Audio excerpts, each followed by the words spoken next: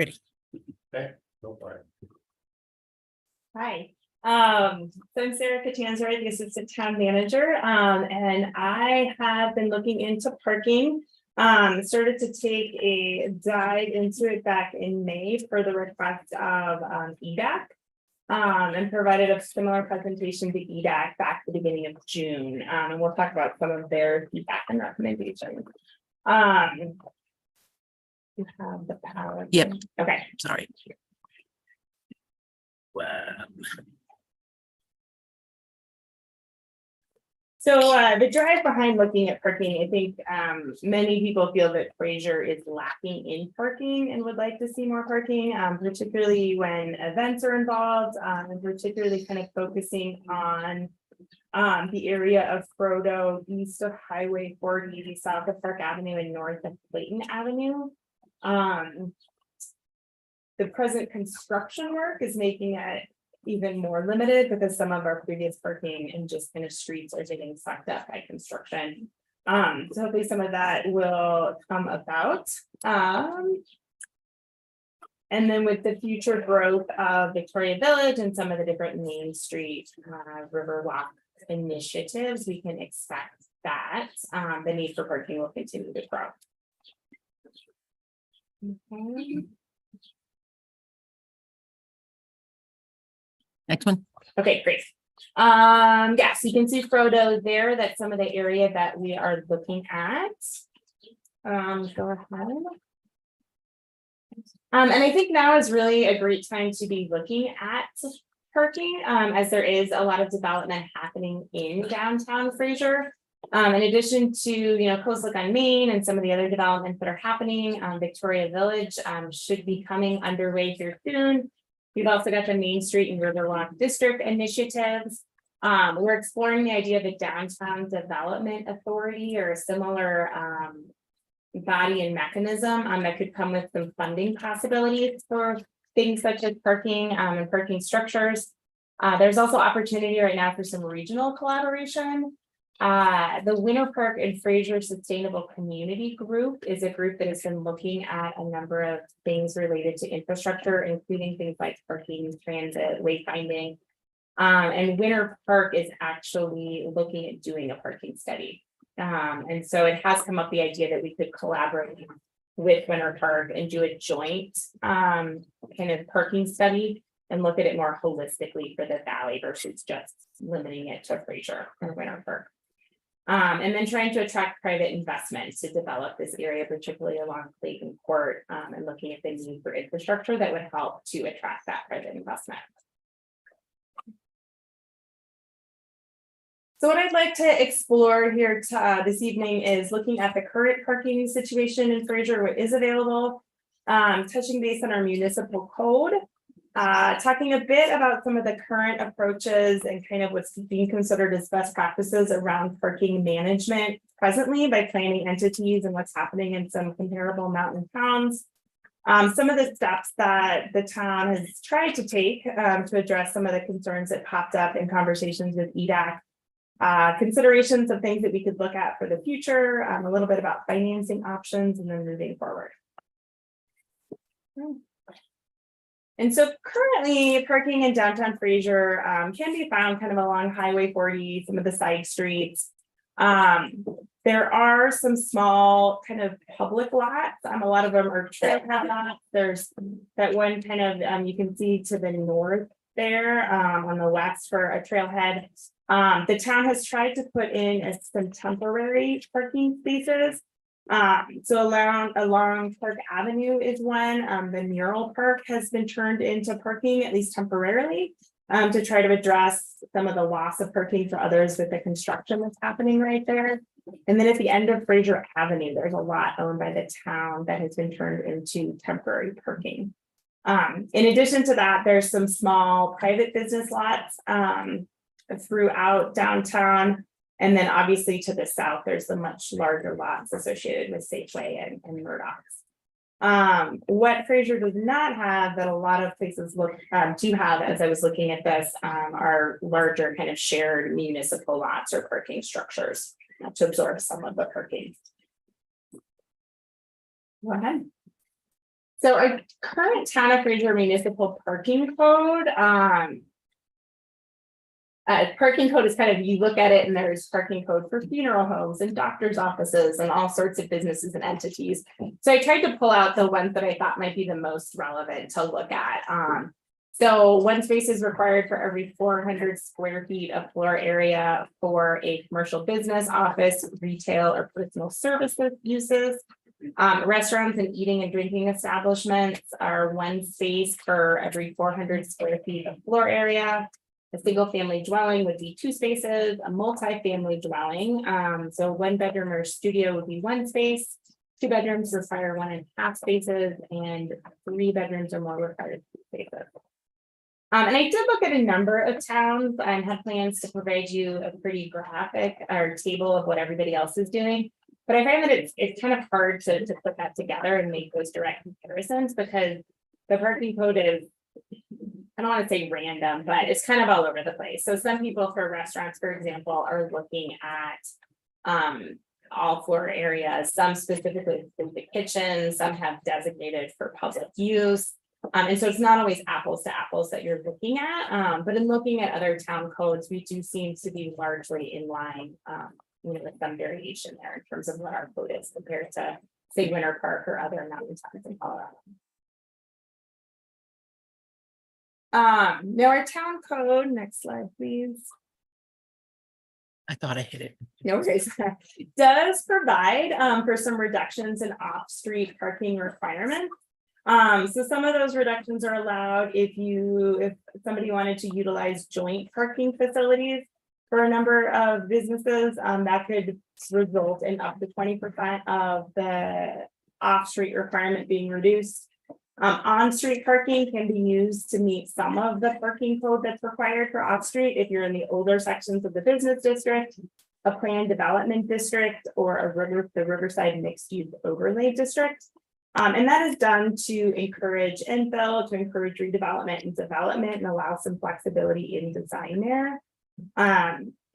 If you are in proximity to public transportation, which is considered to be within 250 feet of a transportation corridor, in this case being US Highway 40, you can get an up to 10% reduction in your parking. Next slide.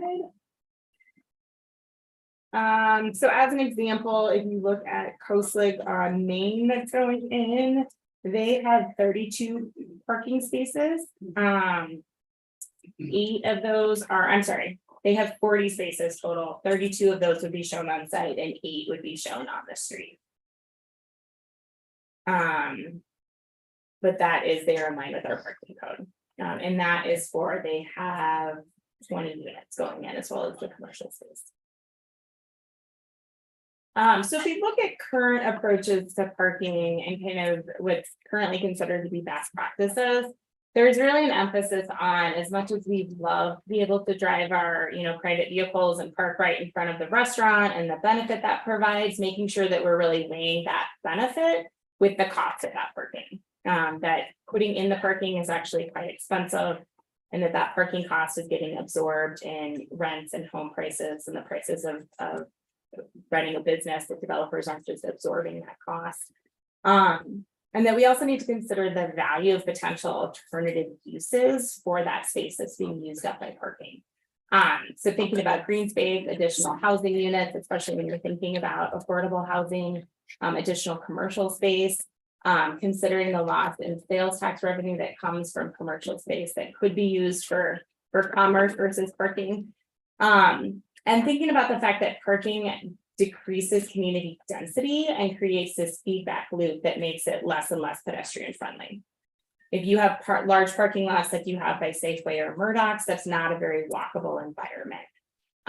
You have people parking in one place and then getting back in their car and driving to the next place to park. And a lot of times with private lots, they're just for that particular business, for that restaurant, that distillery, that store. So when you're done shopping or dining in that establishment, you have to get back in your car and drive to the next place that you're going.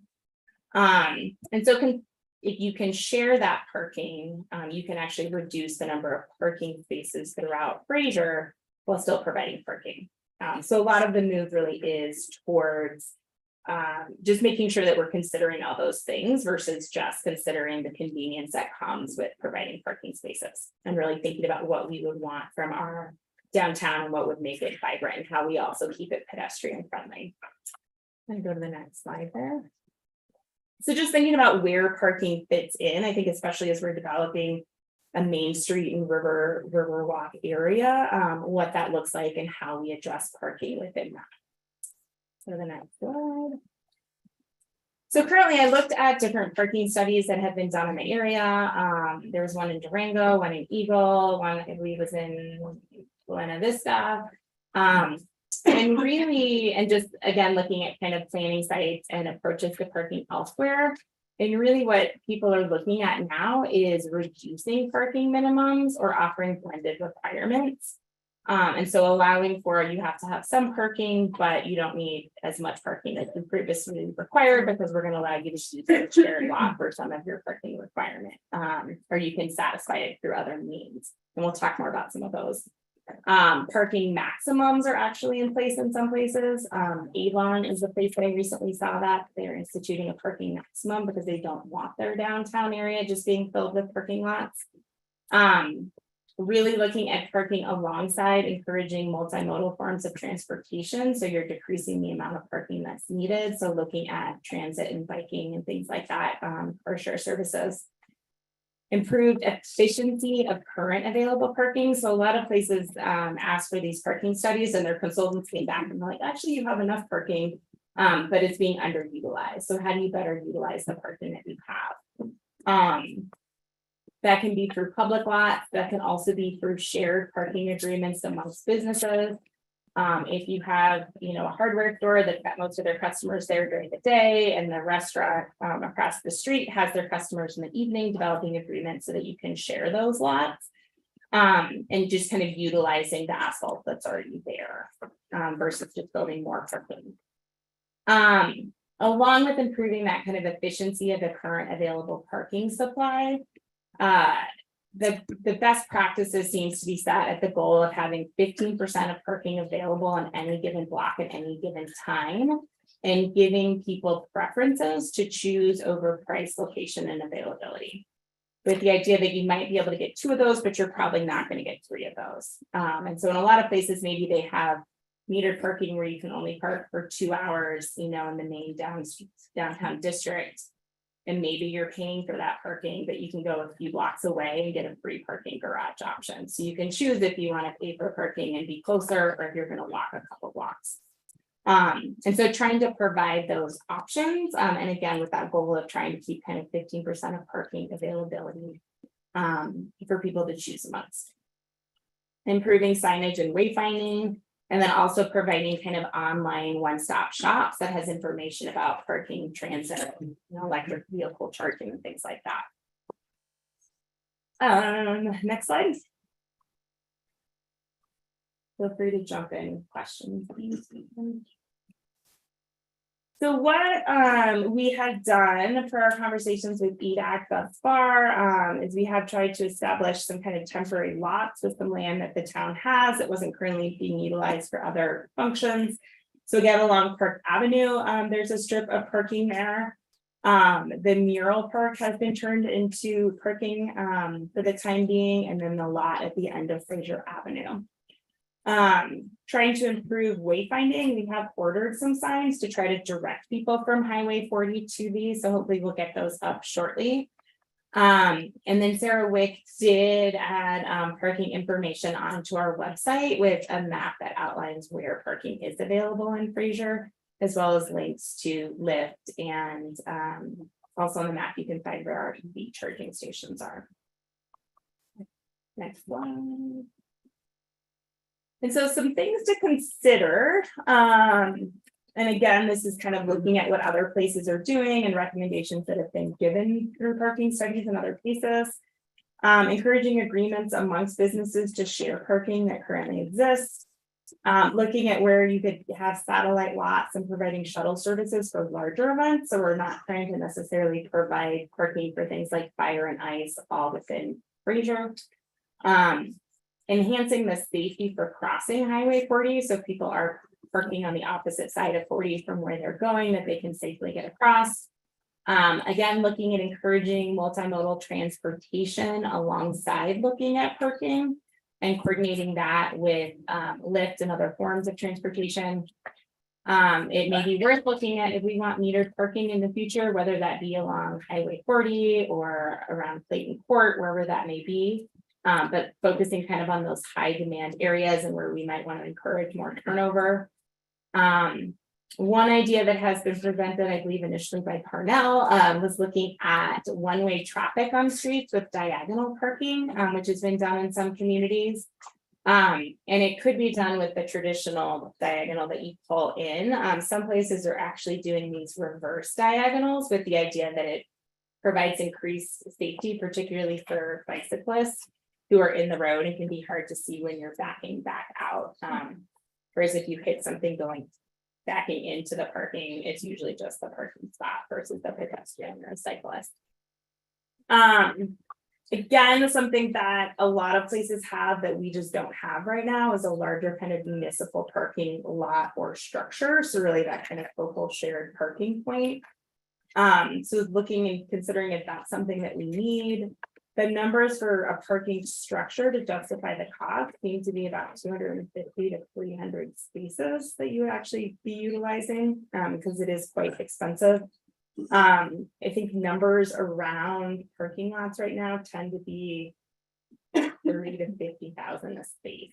So it's actually quite expensive, but we'll talk about financing. Do we want to look at making any changes to our code and looking at more blended requirements? Parking districts is something that some places have done, usually in relation to shared lots. And so they develop parking districts. New developments going in can opt to do a parking fee in lieu. And so instead of, building their own parking, they pay a fee to the town for each parking spot that they're not putting in that would be required by the town. And I've seen that range from, I think 23,000 in Eagle to, I believe it was 40,000, I want to say in maybe Crested Butte. And so within parking districts, that's something that somebody could pay, and then they would be a part of this parking district and use this lot. That's where their, business customers would park in theory. And then there may be kind of ongoing fees for that district as well to maintain that parking lot. And then I think a big question is if we do think a professional parking study is warranted in terms of determining, do we actually need more parking? How could we best make our parking more efficient than we currently have? If we do need more parking and we are looking at a lot garage, what are the number of spaces that we want to target? How do we, what's that going to cost? How do we go about financing that? How much space it takes? How much space it takes, yeah. And where do we put it? What would make the most sense? And again, keeping in mind that people like that convenience. I know in Eagle, when they did their study, 90% of respondents said they'd like to be within 1 block of where they're going. Given the choice, that would be where I would park. But that's just not the reality in higher denser areas. And they say that when people are in higher density downtown areas, those preferences tend to change. They're considering things like safety and price and are maybe willing to walk a little bit if they get cheaper parking or free parking versus the paid parking right in front. So in terms of financing options, if we are looking at something like a parking garage structure, tax increment financing would be one option. So that's something that we're exploring with the possibility of a downtown development authority in a downtown district. We could also explore urban renewal authorities, which can use tax increment financing as well. But that would allow us to take money that comes from the increased value in property tax from developing these areas and put it back specifically into the district to help pay for infrastructure and things like parking. So that would be one option. We can look for grant funding. Obviously, we could also do some town budgeted funds.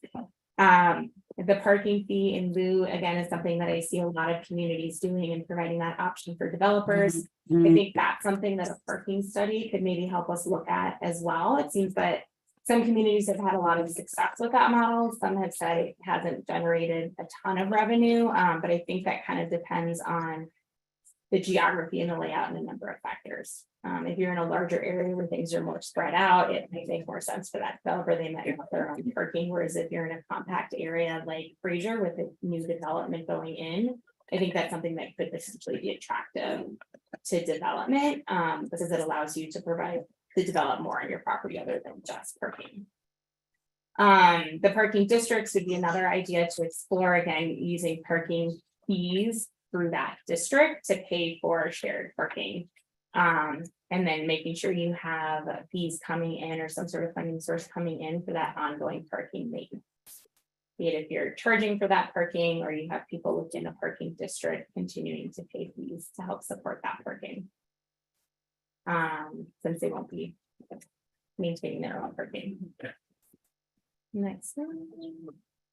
So in talking to EDAC, they like the ideas of the increased signage and kind of improved wayfinding.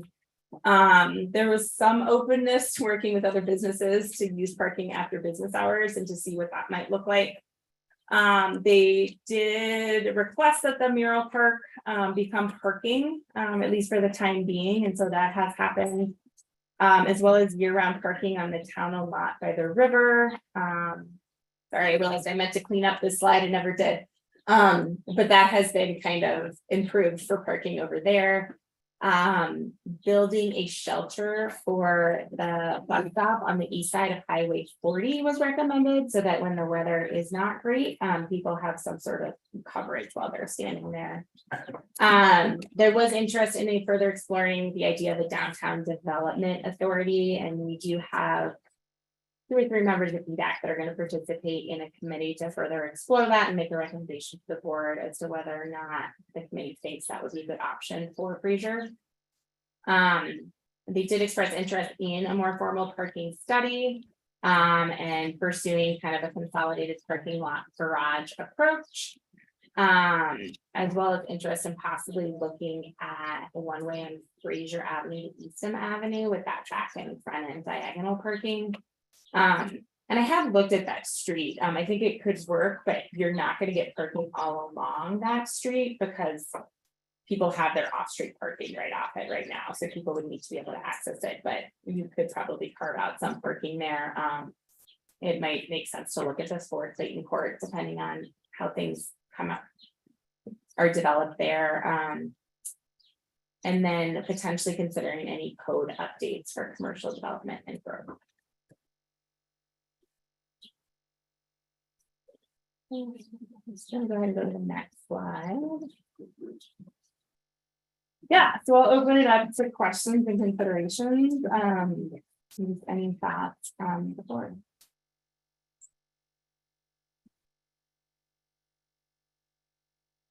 I think I agree with everything that EDAC recommended. I mean, it's all possibilities for the town of Fraser. I really want to see this Riverwalk district to be dense and to have business next to business next to business.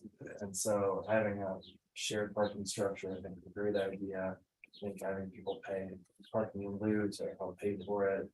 And maybe even having ongoing fees just to maintain that parking garage once it's built is probably a good idea. I'm also for the paid parking right next to it, a free parking garage not that far away.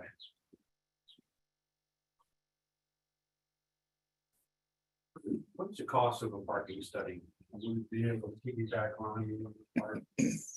They're gonna do money, and how expensive is that? That's an excellent question, and I decided about 10 minutes before this that you probably were going to ask that, and I should have looked into that question. I think we'd have to put an RFP out. I know Winter Park has started that process. I can see if they have any bids yet. Did they mention any, Michael? I think they do have a contractor selected, so I think that the range is $40,000 to $60,000, but it also depends on how large an area they're gonna evaluate. But, you know, a lot of this presentation is showing that there's a lot of attributes to parking, you know, that we've seen as just kind of a general problem, but it is a complex problem. And Sarah's done a ton of work on this, so thank you, Sarah, for your research and everything, and been trying to figure out what could be some good options for the town to look at. With the complexity of this, you know, one thing that we wanted to ask, as shown there as that last bullet point, if you know, we have some existing areas and maybe we can improve and enhance some parking. Maybe we can provide for some diagonal parking on certain parts of the road. But if we're looking at, we have limited land downtown that's owned by the town of Fraser.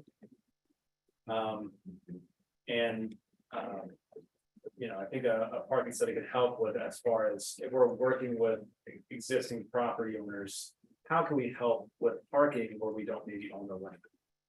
Is it working to that fee in lieu? Is it working to do a design process that works well, where it's maybe you have 1 or 2 stories of parking with residential on top? There's been some of the discussions, you know, how can we help incentivize this to really help make this be a successful project? So, you know, parking study would help with that. Parking study would help with evaluating the land in proximity of our downtowns and Clayton Court and other areas, just to kind of see what part could work well, the highest recommended areas for a parking lot or a parking structure, or how can we make this work?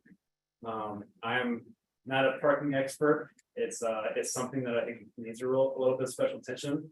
We're at an opportunity right now where Clayton Court is a very blank canvas, and we have some opportunities to kind of get ahead and set this up for success versus trying to do something retroactively. Parking is important. I mean, you go to Grand Lake, go to different places in larger cities and different range. You're looking for somewhere to park in proximity to where you're trying to go. So I would recommend at least, you know, giving staff the go ahead to move forward with at least bring this into the board for what a parking study can look like as far as costs go. And that also will kind of complement the efforts that we're working with Winter Park and the sustainable communities to have some of that uniformity with signage, parking, and some of those different things that both towns are currently working on. That seems like money well spent. I mean, I wouldn't know when to start, you know, how to come up with comprehensive parking plan. It seems like that would be money well spent, but would there be opportunity to partner with? I was thinking I can't remember the guy's name that was complaining about the water meter fees and stuff. Right. So the vacant land, if you sit on vacant land that, you know, we could work some type of deal and lease the land, or, you know, give us water meter fee. I mean, I don't know. That's what we should be thinking about, out of the box, you know, not gonna be problem solver. They come up with additional parking spot of land spaces that we don't necessarily own as a town. That's a temporary fix, or? Yeah, well, maybe long term. Yeah, I mean, some of that land hasn't been developed forever, right? Right. I mean, so So you wouldn't have to pave it, you just make not gravel walk or whatever. Will the study make us more eligible for grants in the future? studies always be more helpful.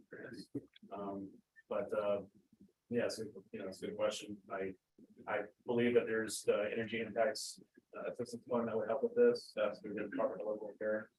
So there's funding available for this. But I mean, this is related to infrastructure. It can be same. You can play the kind of the angle of for economic development. You know, this helps promote commercial development and visitation rates. So I think there's an angle to use there. But the way that I've seen this more is this happening between public-private partnerships with municipalities and private developers, fees in lieu, charging for parking that can work. Downtown Development Authority or the Urban Renewal Authority, we could look at how a tax can help assist something like this. That can be listed in the goals if that's something that the board wants to move forward with. But yeah, I mean, for these types of projects, we're always looking to see what we can leverage as far as grant opportunities go. And if, go ahead, Bill. I'm gonna have to sort of a slightly different question. All up with intention or goal of paid parking. I mean, I don't know that much about it, but to me, it doesn't seem like it pays for itself. It's not a revenue generator for the town. Is it a way to limit the amount of time someone spends in a parking spot, or? Yes, yeah, there's two things. One, to bring in revenue in a lot of places, the revenue goes back into parking services and these sorts of things. So financing the parking that is available. Rob has said that it is easier to finance a parking garage if you're going to be charging for parking. But it's also just to yes, help turn over spots. You know, particularly if you're charging for some spots and not others, it allows some people to choose to drive a couple blocks away, particularly if they're gonna be there all day. And the person who, you know, is only gonna be there for an hour or two and wants that proximity can choose to pay for parking. And that's an interesting concept too, because, you know, there's interesting people, if they, for example, if they want to go to the resort and squeeze a day and then come back and have dinner. You know, they can hop on the bus, go to the resort, and come back, and come back for dinner. So you may have a mix of people that want to do those types of things, so, you know, I kind of like the idea is, you know, charging, you know, right up adjacent to where you're trying to go. And versus maybe the cheaper or free option that can be in the parking garage. Could be an interesting hybrid. If we are looking at charging for parking, I think it would make sense to be doing something somewhat coordinated with Winter Park, right? It probably doesn't make a whole lot of sense for Fraser to be charging for parking. You know, Winter Park down the street is not charging for parking. It doesn't necessarily have to be the same, but I think that it would make sense to look at it together. It seems like the fees in lieu of could be part before the force. We'd wanna tie that into the development of a parking structure or something, so that we know that we have parking spaces for these developments. Versus, I mean, we couldn't just collect the fees and say, okay, well, go for it, and then our parking. But it's definitely something that's worth it. Well, and a parking study can help, you know, conversations with property. Owners, how that's being Crested Butte also, they have parking fees in lieu, and then they also have options for providing land or easement to the town. So that the town can provide parking or transit. So they got something that could be considered, you know, as Main Street Riverwalk areas being looked at, you know, holistically and working with developers. Did you look at how many acres how many spaces you get per acre? It's my count is about 36 to 38 per half acre. Space. For For parking. But that's probably research, so yeah, it's still plus as you go up, you lose spaces because you have to have around stuff. Yeah, I can't remember how much space. On one project. Yeah, so that, I mean, I think it works out, I have this number, so when you consider both the space itself as well as accessing it and turning it in, you're looking at about 500 square feet per parking space. Which places point out now is larger than some studio Yeah. apartments that are being built. So yeah, it sucks up a lot of space. And do we know how many spaces are going to park? In Cooper Creek, Yeah, that is an excellent question. I don't know. that offhand. gives you a kind of one that would give us an idea. of what Yeah. that looks like. Glenn, do you know?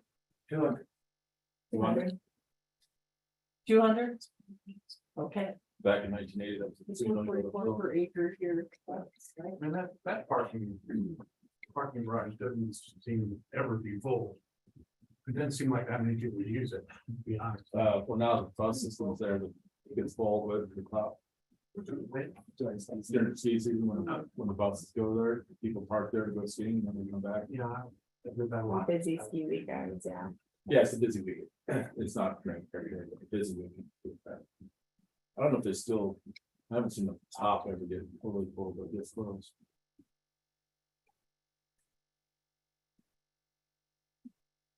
A study can also look at what type of commercial development. Property owners are kind of, you know, working with the town as far as what they can do and, you know, how much traffic they can anticipate to be driven, so that you're actually. Looking at building if we're doing a parking garage, what makes sense for downtown, so you're not providing way more than you need and paying way more than you need. But you're kind of hitting maybe a sweet spot. Yeah, because the guys doing the Victoria Village piece said it was about $38,000 for the ground. Probably closer to that 50 number you said for raised parking. Yeah, I mean, and again, that price is gonna be absorbed by, you know, the rents when people buying property there. There's a lot of cities, including Denver, that's recently done away with parking. I don't wanna misspeak, I believe they have done away with parking requirements for affordable housing projects downtown that have access to public transit. Denver, from my understanding, what I've read is they got rid of all parking requirements. Park on the street or you find a public parking space. It's not just those, workforce.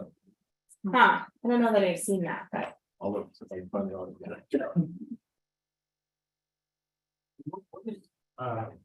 Kind of impact is the snow and snow storage and snow removal have on parking, but that seems like that would pretty seriously drop the number of spaces available. right. Like, running the Murdoch Center, well, helping run the Murdoch Center. The, snow storage, we lose, about 40 parking spaces a year, and that's with hauling off snow. So when it goes up, it's about 40 spaces that get taken out. I say that parking lot is close to 200 spaces. I never counted them.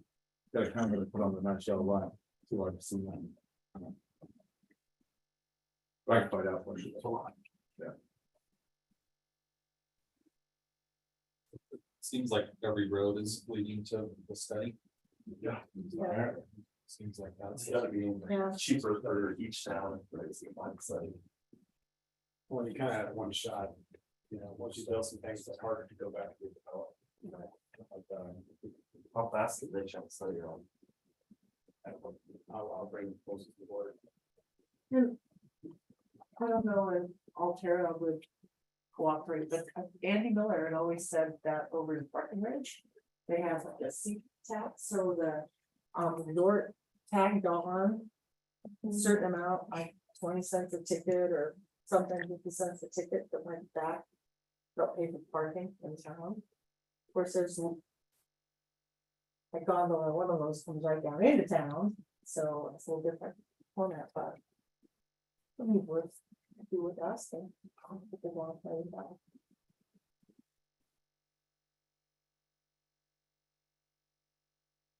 Anyhow, what that's what it is. But anybody from the public wanna weigh in on this? I think I would, yeah. Park Lipscomb with Grand Park. You know, I personally, guys, I haven't had any parking challenges in town. And I think we, spend a whole lot of money on studies, and we have studies that go back years and years and years. And nothing ever happens. And we worked very hard on parking probably 10 years ago. And did some code revisions, and I think it's worked really well for the residential development. And I think it's incumbent upon business owners to evaluate their commercial parking needs for the business that they might be putting in. And I think it's partly their responsibility to ensure they have the necessary parking. And if they don't, they probably shouldn't put their business. We do big commercial stuff in Florida. And parking goes an evaluation and consideration for any business or office or whatever the case may be going in any of our facilities. They all look at it. So I don't think it's the town's responsibility necessarily, and it seems a lot of this has been being driven by events. So when we have events, there's a parking. That's what, 3 times a year? I mean, every weekend in Steamboat, pretty jam-packed. And I will argue that one of the reasons we reduced when we did the amendments was we had giant concrete mass parking lots in front of the Alco Center and the Safeway that were unutilized and were eyesores. And we didn't need that we didn't need to park for Christmas week. And my experience to show it's very beneficial to have full parking and people driving around looking for parking spots, because it says, wow, that's a place that you want to be. People must want to be there. I want to go there. If you have a lot of empty parking, it's not a good sign. So if you overbuild parking, it solves that issue 3 times a year. When you're having an event in an area that was set up for residential, that was never intended or nor designed for commercial activities. So if you're gonna have those events, just stomach it for the day or two that it happens. And realize it'll be gone in a couple of days and you'll never have a parking issue again. We're just not at a level to be talking about paid parking. That's absurd.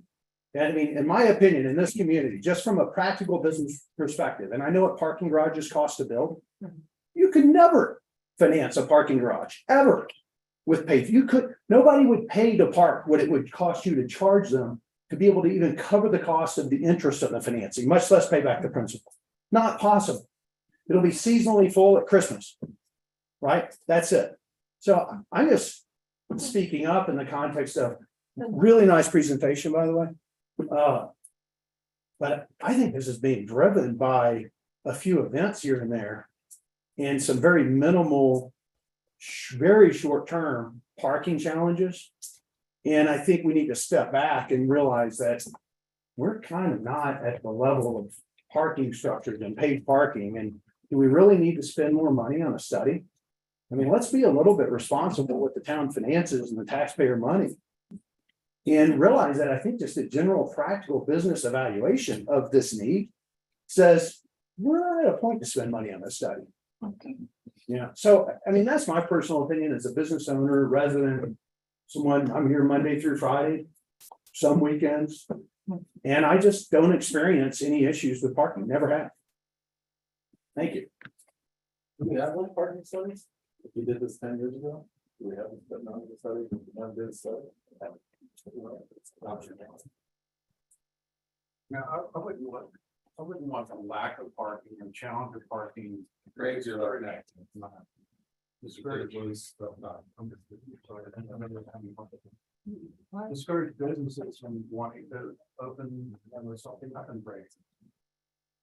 That would kill the deal.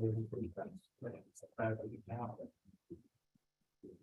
I'm Greg Becker. I'm with Bison Investments. I would go in Fraser right now with Let's Look on the Main project.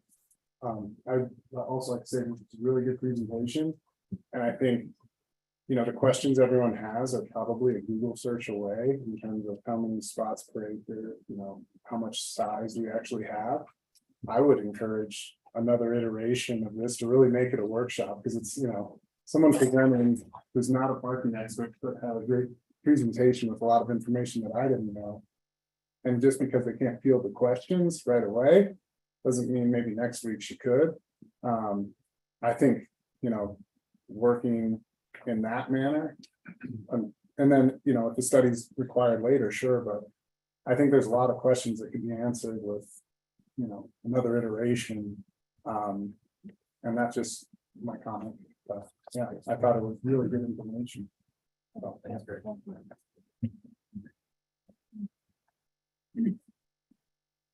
Kevin Rifkin, also with Bison Investments, doing development in Savannah, Georgia. Is weirdly similar to 7 years ago where we're at now in Fraser. One of the things we did was look at a parking garage and look at cost benefit analysis of a parking garage. And it just didn't make sense at the time. It's expensive, takes a lot of land, it was hard to build. What we did there was build a surface parking lot, about 40 spaces in the downtown square, about 3 blocks away from the downtown square. Those 40 spaces for 5 years were sufficient. Businesses came, there were some offsite parking agreements with businesses that came for those 40 spaces. And about 2 years ago, I wasn't involved. They took those surface spaces and built a parking garage on it. So it was kind of an iteration. A parking garage is expensive, it's tough to build, takes a lot of land. There's land near downtown, you can have a large-ish surface parking lot that looks good. I think that's a great solution until the demand's there and businesses are there. And candidly, from a developer, if I want to pay $40,000, $50,000 for an offsite spot, I would take that all day and use that money to build a parking garage. So I don't want to jump the gun too much, but I think some parking has signage and is dedicated would be really beneficial. I wouldn't go too big too fast. Thanks.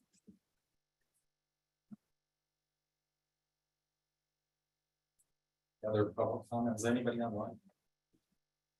I don't see any hands. There's people online, but no hands to speak.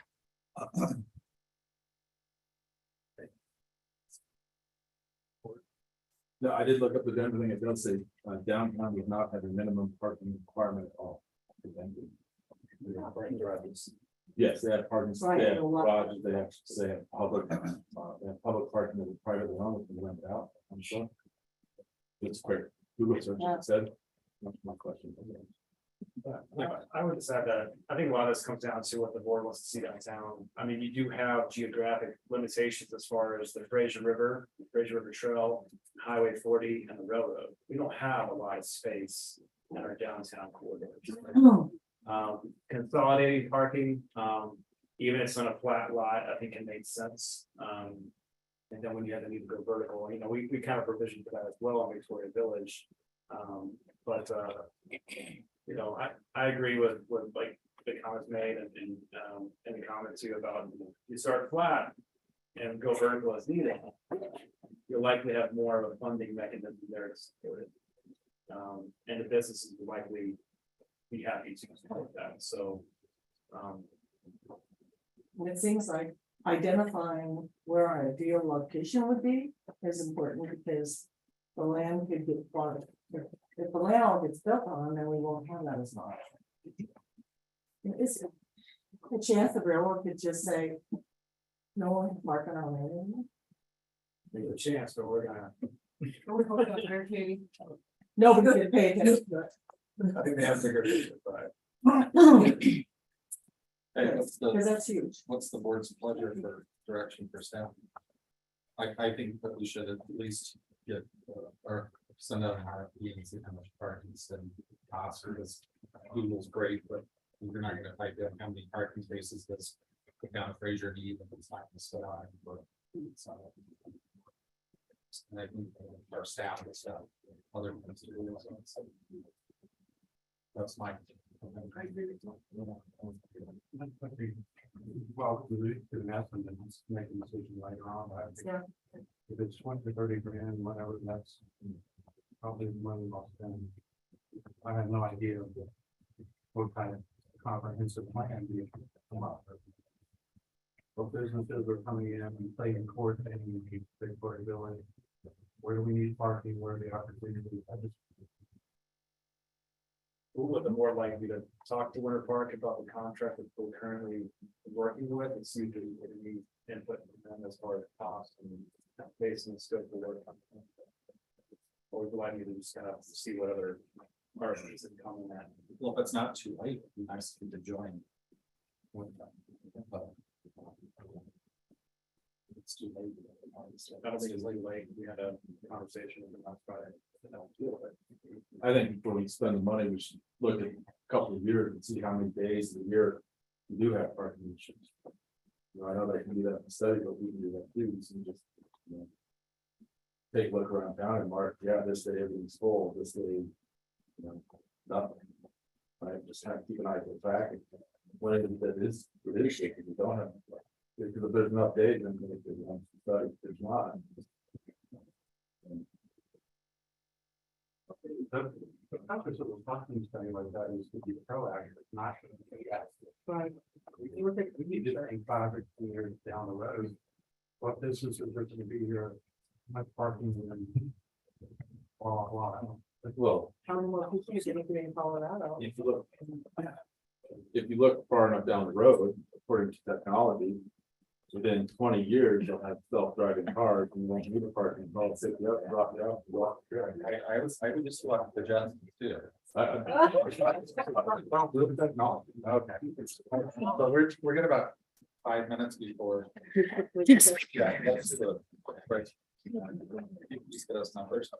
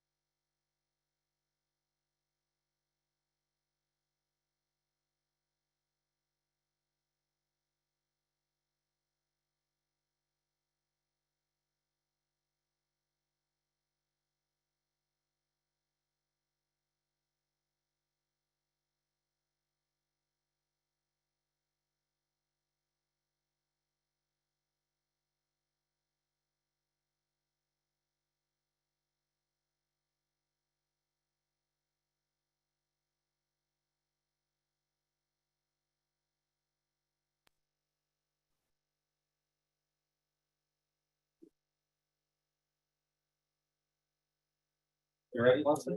Okay. Perfect. So I'd like to go ahead and open the town of Fraser's regular board meeting of July 19th at 7:01. Can I start my roll call? Luke Gregory. Katie Foltz. Paul Vandernail. I'd like to welcome everybody tonight that's online and here in the audience. If you haven't done so, please sign in over here. Once we get to public comments in any one of the sections or open forum, raise your hand physically here and digitally online. I'll address you to come up to the podium and you'll have 3 minutes to talk to the board. The board may or may not address back, so answer your questions at that time. You get one shot at it, not coming back, back and forth up. So that's that. So Eileen has requested that the Kona Ice Facility Agreement be pulled off the consent agenda, so we will be putting that. I guess I'll put it at the very top of discussion and possible action. So we're gonna start with the film festival. Was there any other changes to? Okay, can I have a motion to approve the agenda? What's that change? So move. Second. Is there any further discussion? All in favor? Aye. Okay, all in favor, say aye. Aye. Opposed? Okay. And then the consent agenda, which will include the minutes from June 21st. Resolution 2023-0702 Grand Fishing License Agreement. Resolution 2023-040-0704 authorization contract with HRS Water Consultants. And resolution 2023-0708 surety reduction for coastal. I have a motion to approve that. I have a question about one of these. The fishing license deal, is that for anyone? Can anyone apply for that now, or is that? Okay, so let's pull that one off. Yeah, I'd like to pull it off and start. And we'll put I just that, want a monopoly we'll going put on. that under. On that nice. Okay, So can I have the motion to approve those two benefits? Well, the resolution of 4 is not under the consent agenda. It is, Louis, your packet was printed before the agenda was amended, so it was moved. Sorry. Sorry. Let me redo this. So sorry. the consent agenda will not have the minutes from June. We want to just pull everything off. No. No, we don't pull everything off. Okay. Going to include the minutes from June 21st. Resolution 2023-0704 authorizing the contract with HRS Water Consultants, and resolution 2023-0708 surety reductions for coastal Yonge. Any further discussion? All in favor? Aye. Opposed? Great. Now, it's open forum. This is when the public can address the boards. If we're gonna start here in the building, so if you want to raise your hand, you want to address. Really? For items that are not on the agenda, this would be the time to do so. Anybody here in the audience? Oh, are there any hands online? No. Okay, no hands are online, so let's move on. First up is the Kona Ice. So I'll address the Kona Ice. So they, this will be their, I believe, their 3rd year in a row to come and, request to vend Kona Ice in the town's right of ways and our public parking and open spaces and parks. And, we kind of rewrote the agreement this year. Kent helped me update the agreement with them. But our code does state if they want to use those spaces in the town, that it does require town board approval. So this would be really, they can participate in town events and they can also use those spaces during non-town event times. Do you have some questions? Yes, what was about the agreement, the new agreement? Where it says only operating hours approved by the town. I was thinking that those should be specified. Okay.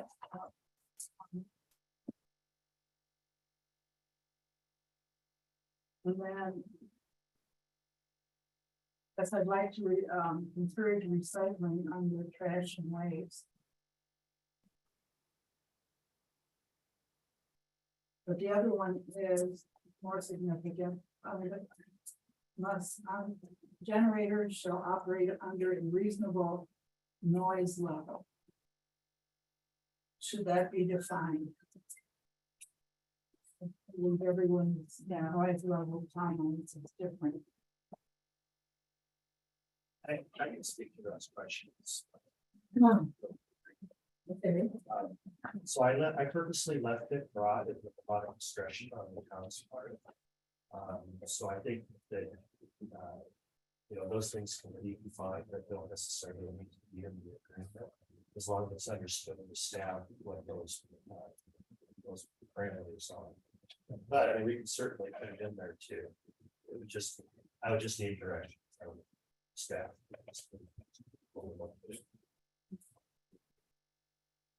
feel like the hours piece should be left as is, because we are going to improve whatever we're doing. They're going to ask for hours and we're going to say yes or no. So it might be an event that runs from 6 o'clock PM to 10 o'clock PM. And maybe we'd say it's fine for this particular one, but using the car for the end of the agency much longer. That was the idea to give some flexibility to specific situations.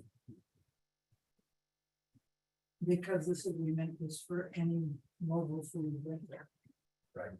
Now, the generator sound, the one I think the food cart used yesterday was really loud. It was super loud. And granted that I can already have, but it was really loud. I have to do that to the music and part. So if there's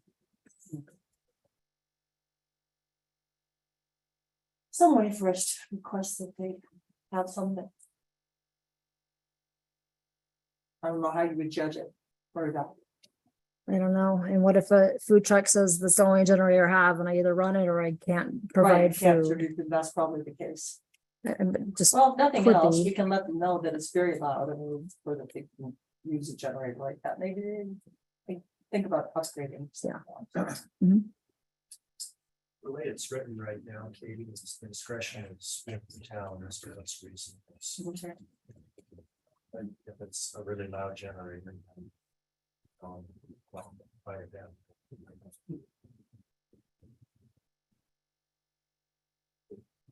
Any other comments on that? There's one line. We can either, Okay, I make a motion to approve resolution 2023-701.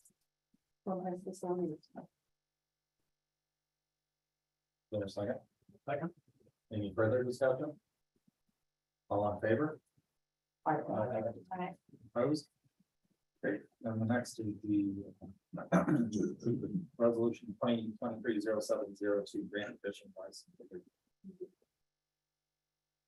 So on this one, I just want to make sure that there's not going to be only one person allowed to do this. If we open it for this person, we have to open it for everyone.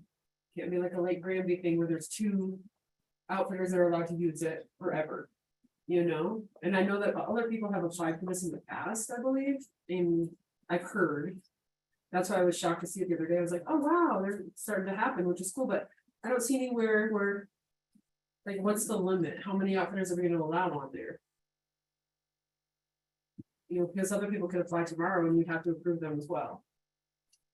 So I think we should have a limit of permits we issue or not at all. Like on the fly fishing stuff that they do on the rivers, they have how many pulls you can do per day. It's based on how much injury you cause the fish when you're fishing. I don't know all the rules of the pulls, but they do it based on how many fishing pulls are allowed. And the idea is most are catch and release, so they don't want to kill the fish. So if they get caught too many times in a day, fishing. Right.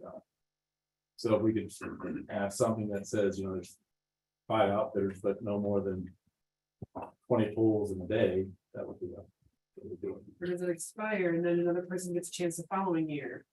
Or throughout the week, Monday, Tuesday, they get Wednesday, Thursday, so it's Friday, Saturday.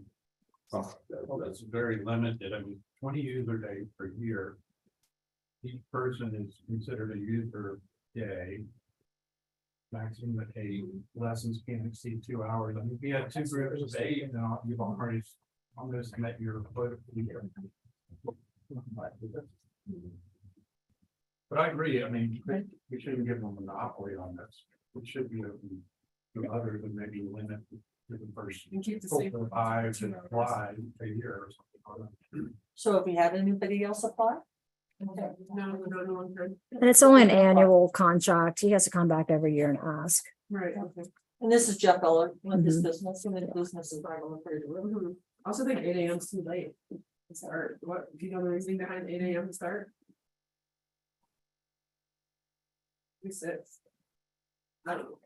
I'm a fisherman, so that's why I say it seems a little late, but. that's- Jeff was okay with the eating, obviously, the eating. It's the same license agreement that he signed last year and he didn't ask for any changes on it. Okay, I know Mo Henry had. that's what I was thinking of. That's why I was They like, asked way back when, but yeah, I don't think we're at the point where we had, we're allowing that yet. okay. As long as other people, it's open to everyone, I'm fine with it. Just want to make sure.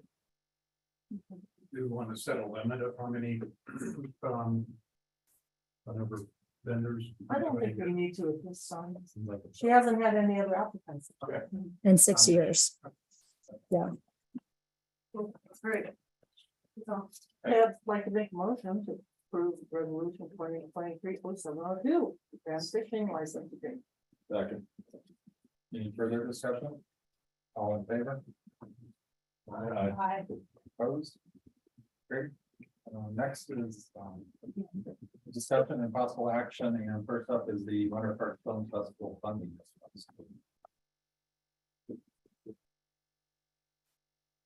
Marks, you're up.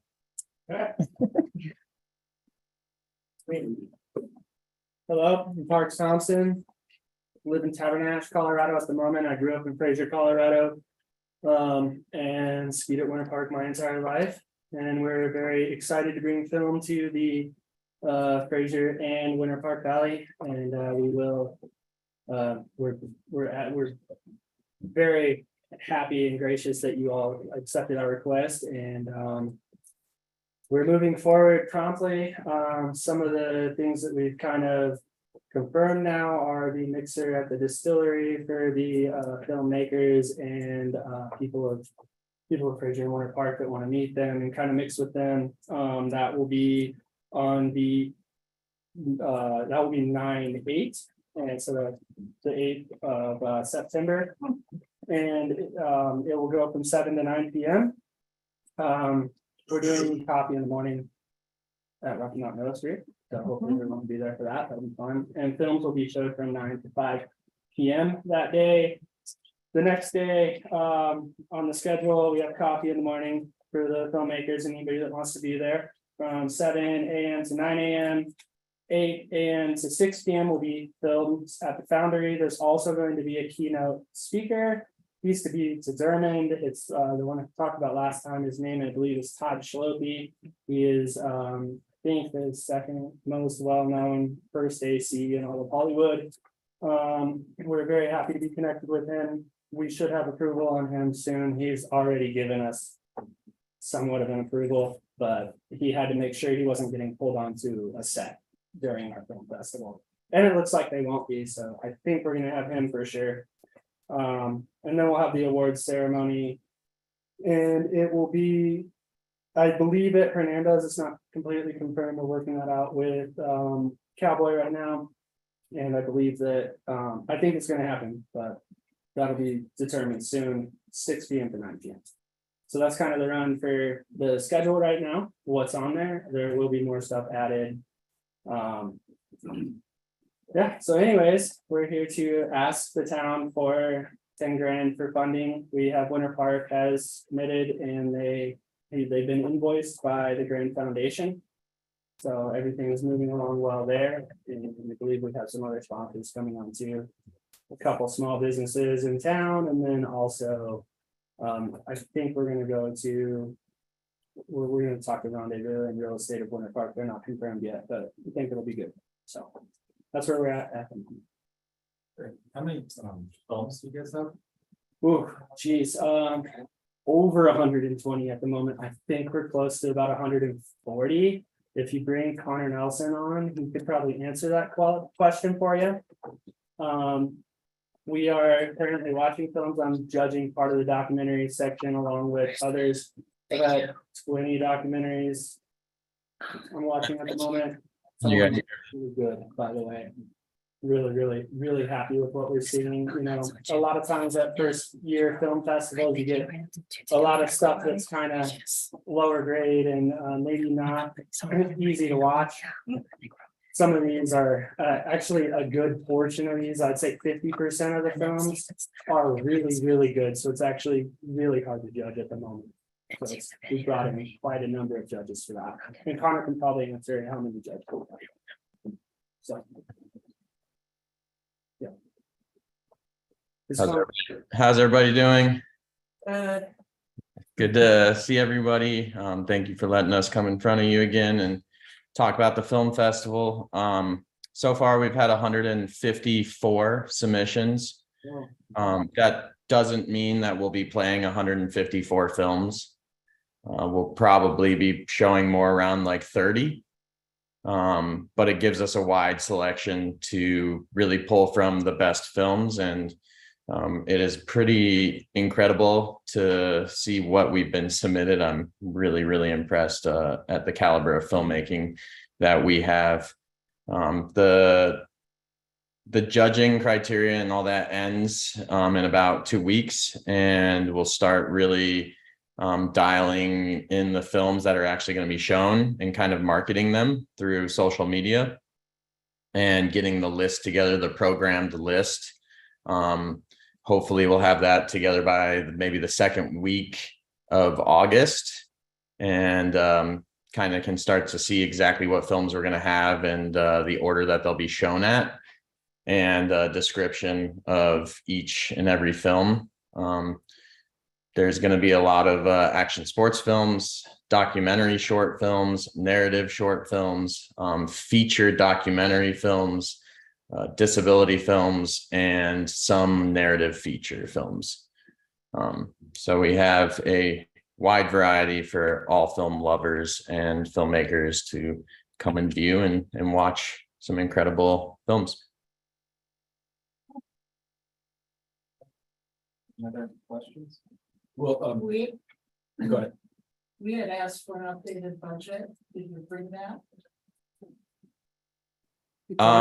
Has it been sent over? I did not send a updated budget to them. Okay.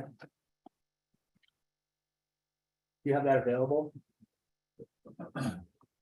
It is something that I have not had the chance to work on. Sorry, guys. I've literally been pulled on to a ton of film shoots this month. It's been my craziest month in Hollywood since I moved here. I mean, that's definitely a good thing for us. So, yeah. All right, we will work on getting you the updated budget right away. It is definitely a skeleton event this year. We're still very excited for what we have, and I believe it's going to blow up pretty quick. I think next year is going to look much different, especially with just how many films are flooding in. I had said at the previous one that usually a first year film festival will do like 10 to 30 films, maybe entered, and let alone, 150 is real serious. That means people are showing a lot of interest in this valley for a film festival. If that was happening in Aurora or something like that, they may not show the same interest, right? So, and we do have a lot of programs that we want to work on for next year that I think some of this money will help with, which is like the youth film category in the school up here. And so we're going to be putting together some sort of grant for that and kind of getting them to work on a film for next year. So that would be really good to see from the youth in this valley. Any chance since the films are being seen in Fraser that it's the Winter Park Fraser Film Festival instead of just the Winter Park? I mean, I'm all for it, don't get me wrong, my vote's all in, but I mean, I'm a Fraser guy too. I grew up in Fraser. I love Fraser. You know, I guess the biggest argument is if I, like, when I was in Austria, say, like when I was skiing in Austria, say I'm from Fraser, nobody knew I'd say I'm from Winter Park. Everybody, cool, awesome. Know exactly where that is. There is a giant, but Fraser was on before Winter Park. I could see that. Mar-a-Lago, but it was the president's playground. I love Fraser, I really do. That is part of the reason, we're bringing in a mixer to Fraser and not, because it could have been held at Dino's or something like that. We could have pushed up to Winter Park. There's a lot of places that were telling us to bring it up there. I said I'd really like to keep the filmmakers kind of coming down this way. All the way to the end, which I like. well, by adding Fraser to it, gets our name out there. I thought. Then people would know it around the world. I think that, you know, Connor would have to speak on that. I am the I'm the assistant director here, but at the same time, I think that some of that, as I had said before, would be like the Fraser film mixer would be on the Winter Park film agenda. So, The whole event is in-house. Right. well, there will be the, Fernando's possible, that it will, yeah, but that, everything else is in Fraser. I do understand that. The sponsors are in Fraser. Yep. And, Later in this agenda, we're being asked to approve money for cohesive, recognizable identity for the town of Fraser. And here we're being asked to fund an event held in Fraser, but named Winter Park. well, it's still gonna bring plenty of people to Fraser, and we are going to put Fraser's name on the agenda. It's just not gonna be the Fraser Film Fest. It does sound beautiful, and I love it. I just, unfortunately, with Winter Park also is kicking in. Winter Park's kicking in 10 grand too, and they know where it is. They told us, you know, but we, I think for the growth of the festival, which I think is most important because that brings people to the valley. Brings people here. I think the name is really important, and I do love Fraser, and it will be on there somewhere. I just can't promise, and I don't want to promise that it would be the name. And that's not out of disrespect because I grew up here. You use I Fraser love Valley Fraser. quite often in your description, you could go to Fraser Valley. The Fraser, Winter Park has the worldwide dash. Outline Right. that. That's why they have it. We always name everything Winter Park. That's fine. Winter Park. Let the film festival get big, and then. And then it'll be called Oh, Winter Park Film Festival. Oh, right. Any idea what the economic impact is gonna be? I mean, that's maybe more. this year, Yeah, I mean, how many people are doing? it'll be small this year. I'm thinking, look, the theater probably has 75, 80 seats, right? So every showing you can put in each theater about 80 people, right? So we're gonna fill it for those hours, and you know, I think that we're gonna draw around 500 people this year. I think next year it's gonna be a whole lot more. I have a feeling it could be upwards from 1,000 to 5,000, and the year after that, it'll probably shoot closer because of Aspen and Telluride and Breckenridge Film Festival, Vail, whatever. All those people are pulling 30,000 plus. Denver Film Festival is quite small, still pulling 50,000. So I have a feel, and because the film festival in Denver is pulling 50,000, and I think that we're Denver's favorite place. Is look at our roads; they're gone now. You know, I mean, people keep driving up here, right? So I have a feeling that, and I'm hoping for, and it looks promising that we'll grow quickly. These people have been doing film festivals for 30 years and are far ahead of us.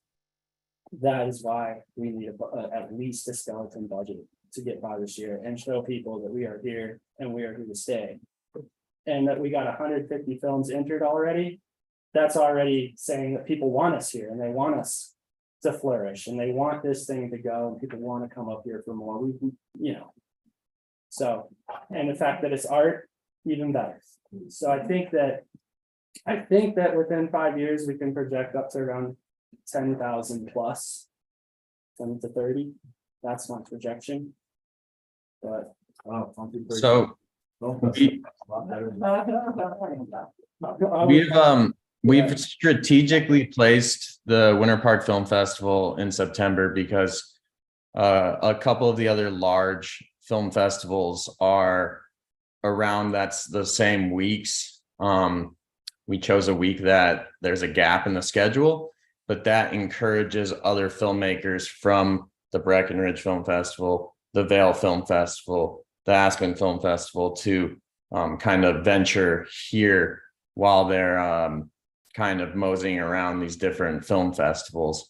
And like Park said, this is a very skeleton budget compared to if you look at Sundance. Sundance operates at $50 million annually, which is insane. And we hope to someday potentially even come close to that. Even if we come to 1/10 of that, it's going to be really bright future for the town of Fraser, the town of Winter Park, the community. We're holding an event that is artistically driven, that doesn't revolve around drinking. And I think it's something that can help the youth of the community and be a real asset where the community really needs it, I think. Where do they hold the Sundance Film Festival? where? Sundance is in Park City. Yeah, but I don't know any place called Sundance, so.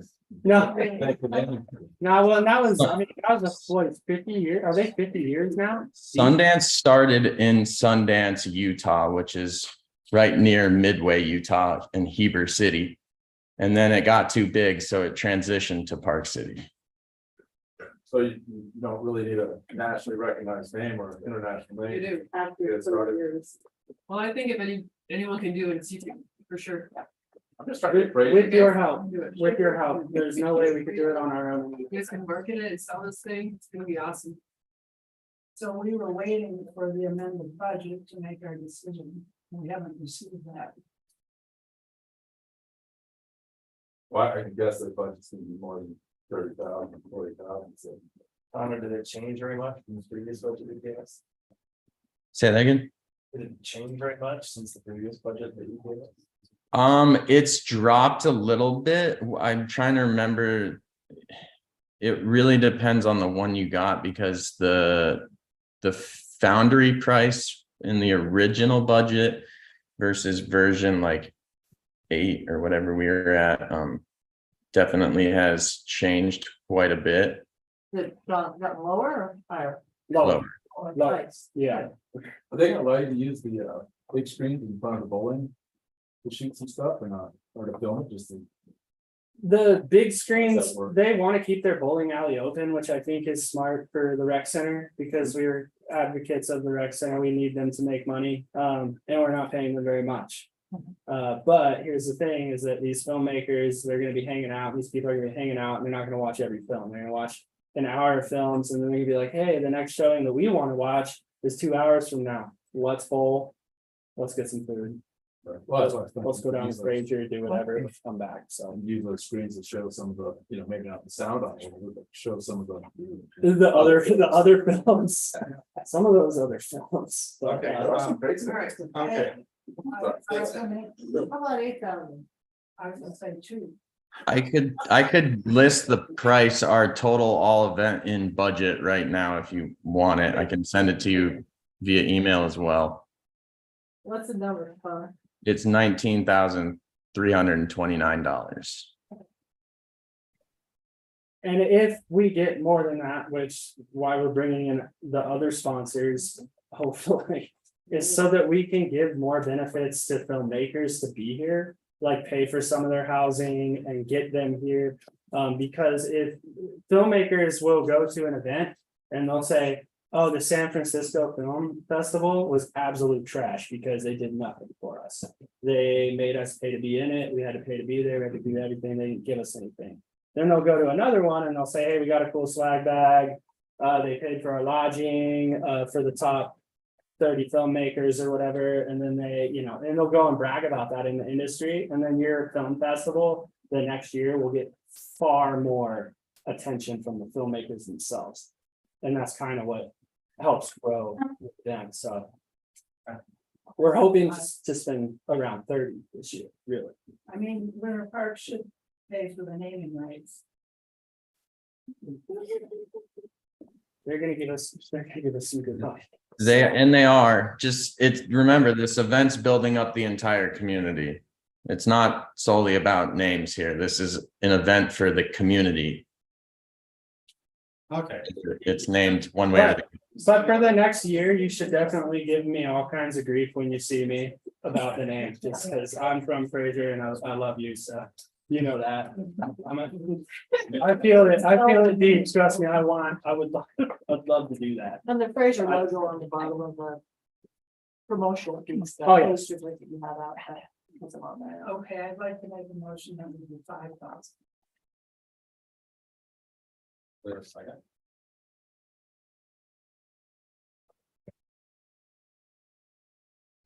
I would counter that motion with just giving them 10,000 so we can have a better event.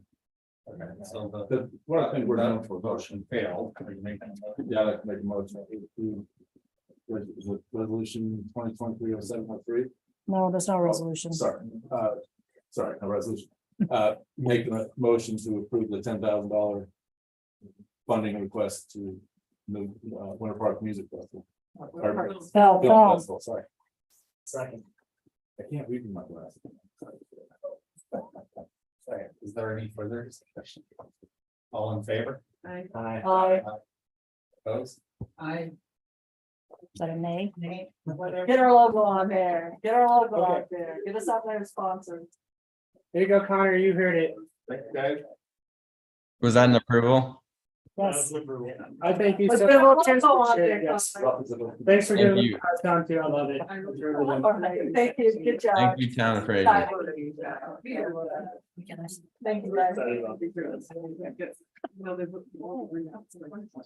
Okay, next is resolution 2023-0703, approving final plats and final plan development plan for Oak Creek Condo Planning Area 4W. So Will and Ben. Hi there. Can you hear me all right? Yep, we can. I'll go ahead and share my screen and then we can get started from there.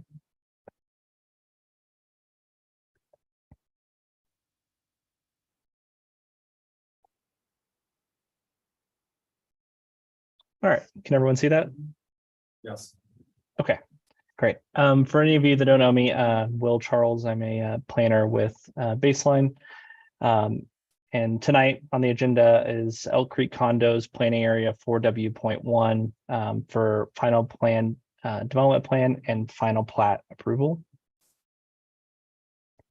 So just a little background for this project. It is owned by Grand Park Development, and it is part of the Grand Park Plan Development District Plan near the intersection of Old Victory Road and Highway 40. What they're proposing is 46 multifamily residential units. And then again, that final plan development plan, or FPDP, and final plat. So just kind of where we are in the process. So there was a plan development district plan, which is the first step in a plan unit development project. And that was approved in 2005. And then we're in the second step now, which is this FPDP, or final plan development plan. And then for the final plat, there is a preliminary plat that goes first, which covers this area and then the portion just to the north of it, which was approved in March of 2022. And now we're in that second step, which is the final plat. So just for geography, as you can see on here, 4W.1 being that phase 2 that's highlighted in red.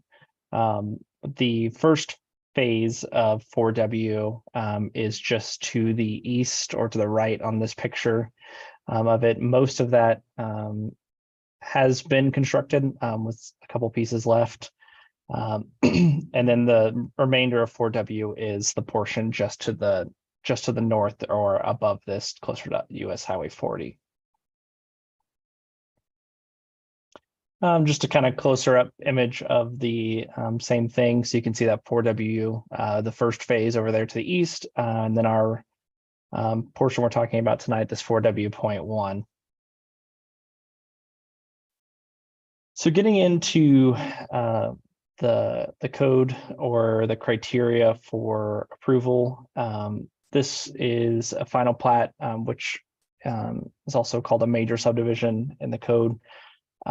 So this first point, or A, for the purpose is for anything that splits a lot into 5 or more, and then additionally anything that has public improvements. So this will hit both of those as it's splitting into 5 lots, and then additionally there are portions of John's Drive that will service this development. That'll be dedicated at a future time when those get developed. And then the second one is compliance with Chapter 14 for the design and construction standards. So this goes into things such as the landscaping, parking requirements, drainage, things of that nature. They are meeting all of those requirements. I'd be happy to go into any of those if anyone has any questions about any individual ones, but that's what that point B is. And then the other portion that goes along with the subdivisions is a subdivision improvement agreement, which was submitted with the plans. So this is not the final plat, but it is a page out of that final plan development plan. And just for context, you can kind of see where these lot lines will be. So the dark shaded black lines are the split of them. So roughly one of these buildings on one building each on 4 of the lots. And then it kind of splits the drive aisle that services all the buildings is where that property line is. Then getting into the final plan development plan, or FPDP. So the first portion of it is a little bit of history. So it talks about May 5th, 2018. That is when the ability to create new plan developments, or PUDs, was removed from the code. So any existing plan development could continue, or any that are in the process of being approved could continue, which is where this one is, where a portion of it was approved in 2005, and then they're working through the second step, which is this FPDP currently. So they do meet the criteria to apply for this FPDP because they had that existing final plan development plan back from 2005. And so that's, again, kind of touching on that point A under section 19.2.150. So existing approved FPDPs may be completed pursuant to their approved terms. So that one doesn't apply because this isn't an approved FPDP. They're working through it, so they would be under this this B1, where they can continue working on it as long as it's not expanding anything from that PDDP.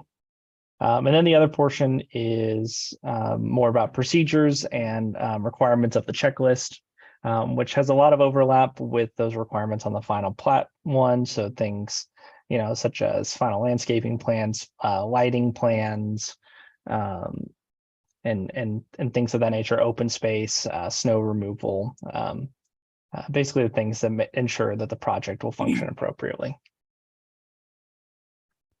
So just again, this is a page out of that FPDP.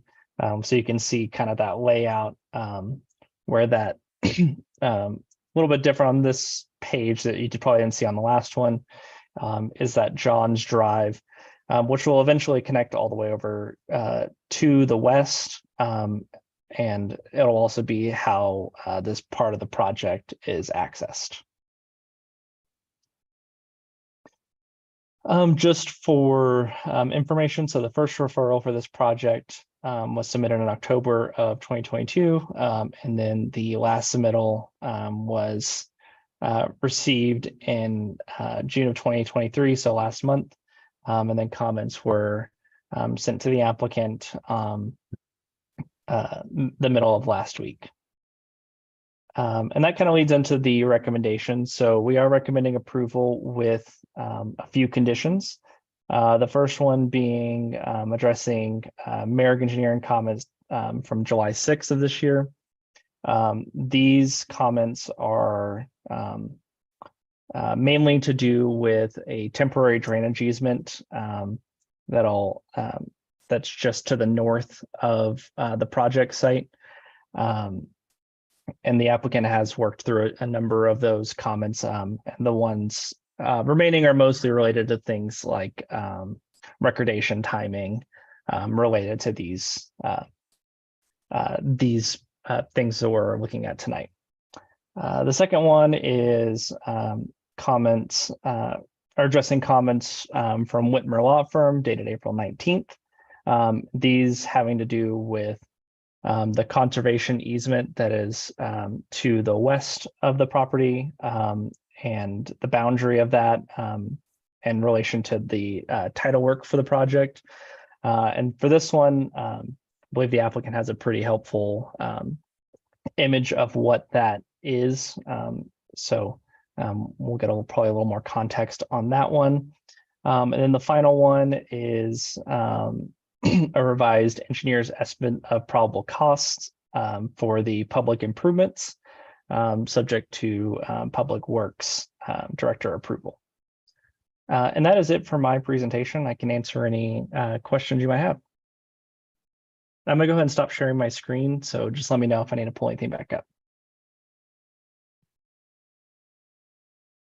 Yes. Any questions?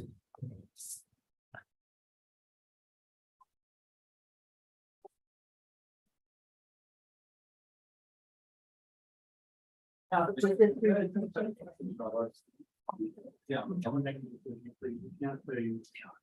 It looks like on a couple of the maps that there's overlap between the boundary of, a couple of the condos.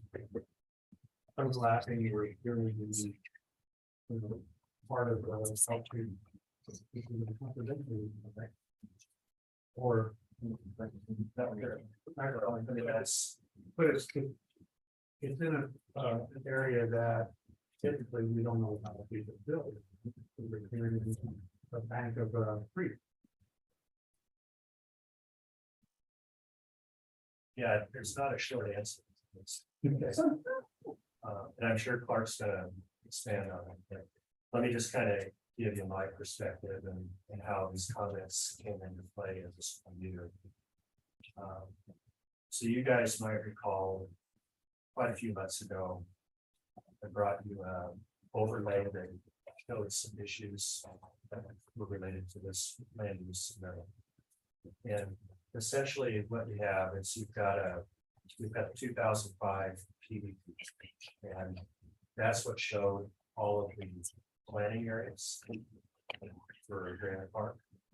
And recall that they're just bubbles sitting out there, and the idea behind them is once a final development plan comes before you guys to review and approve, it'll be that bubble will be fine, and it won't look like that bubble. That's the fun. It'll be, a regular shape. It might be outside of that bubble a little bit. It might be inside that bubble a little bit, but it won't look like a bubble. It'll be a final. So the idea though, and there's some subjectivity here in the review on their part, was the intent is that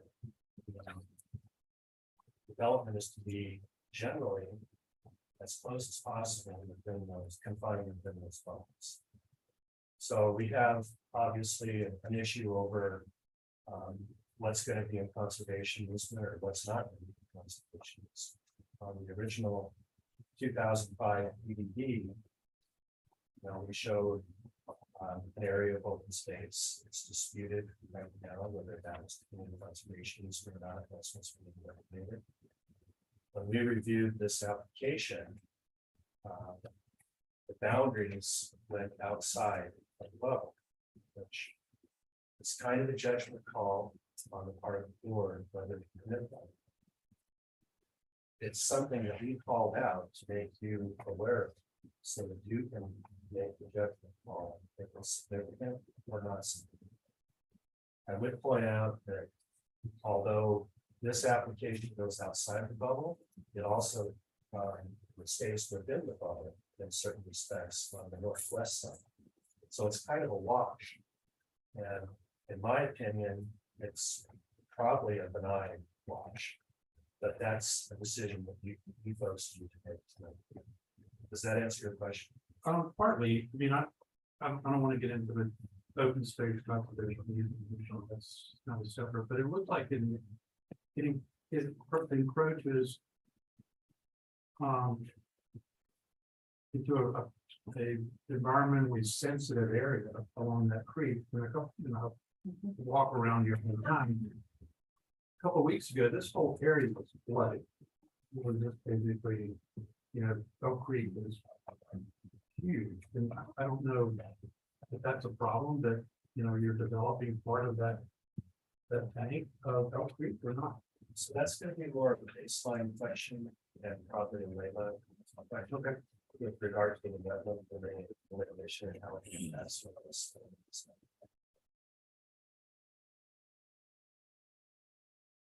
Bill, can you answer that one? Or did you already answer that? Did you hear that, Will? I did not. I'm struggling to hear it a little bit.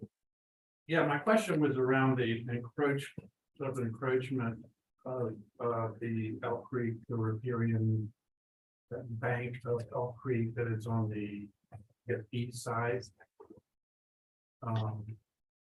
There is you can see it, but there's a sliver that is, Yeah. I mean, so I guess to answer your question, there's not any development as in, structures or anything like that in that in the easement around Elk Creek or in the floodplain for it. It's mainly to do with the relation of the conservation easement boundary and the property lines of this development.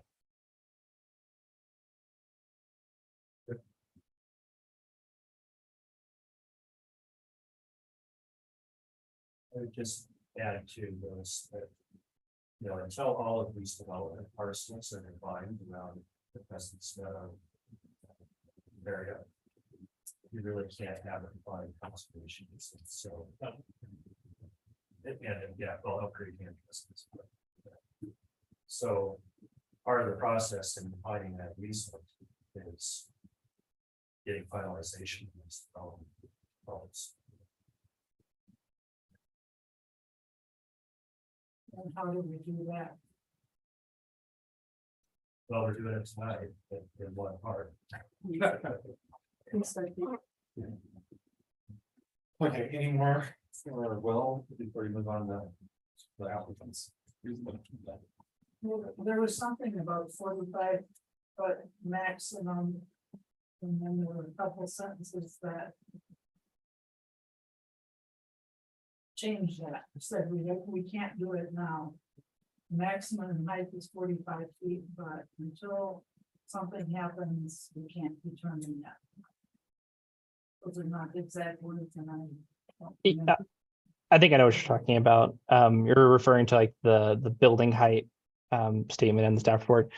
Yeah, so essentially what that is, or what that was intending to say is that elevations aren't a requirement of the FPDP. So, that two-dimensional picture of what the actual building is going to look like. So heights don't really come into play at this stage because we're just looking at an aerial view of what the project's going to look like. So that requirement is there. That is the maximum that they're going to be able to build to. It's just not a consideration of this step because elevations aren't required.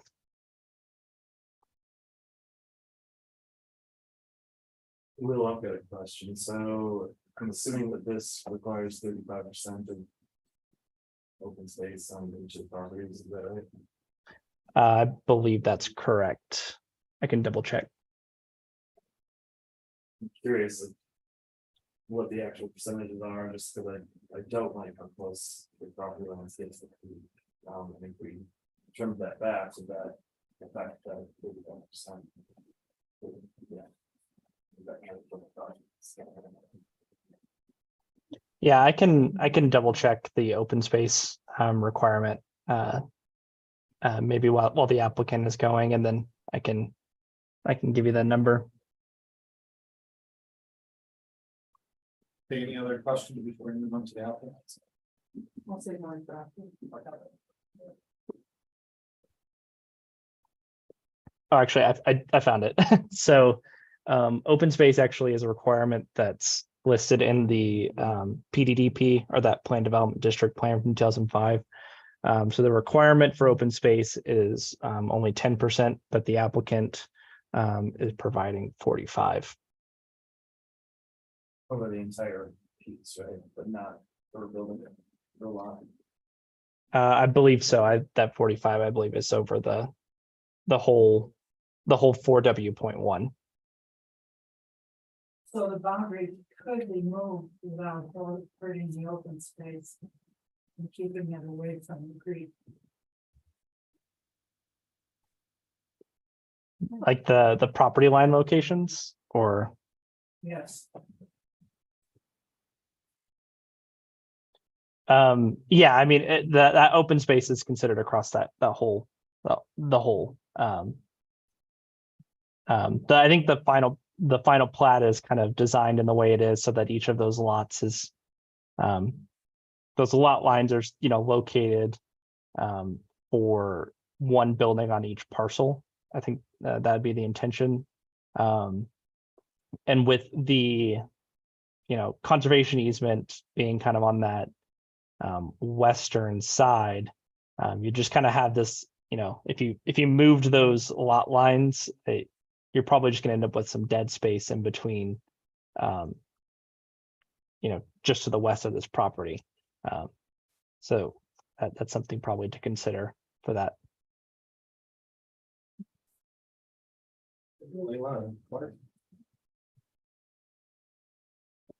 I share my screen.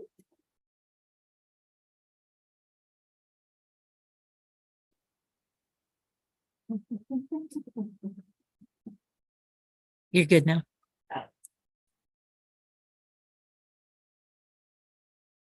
Good evening.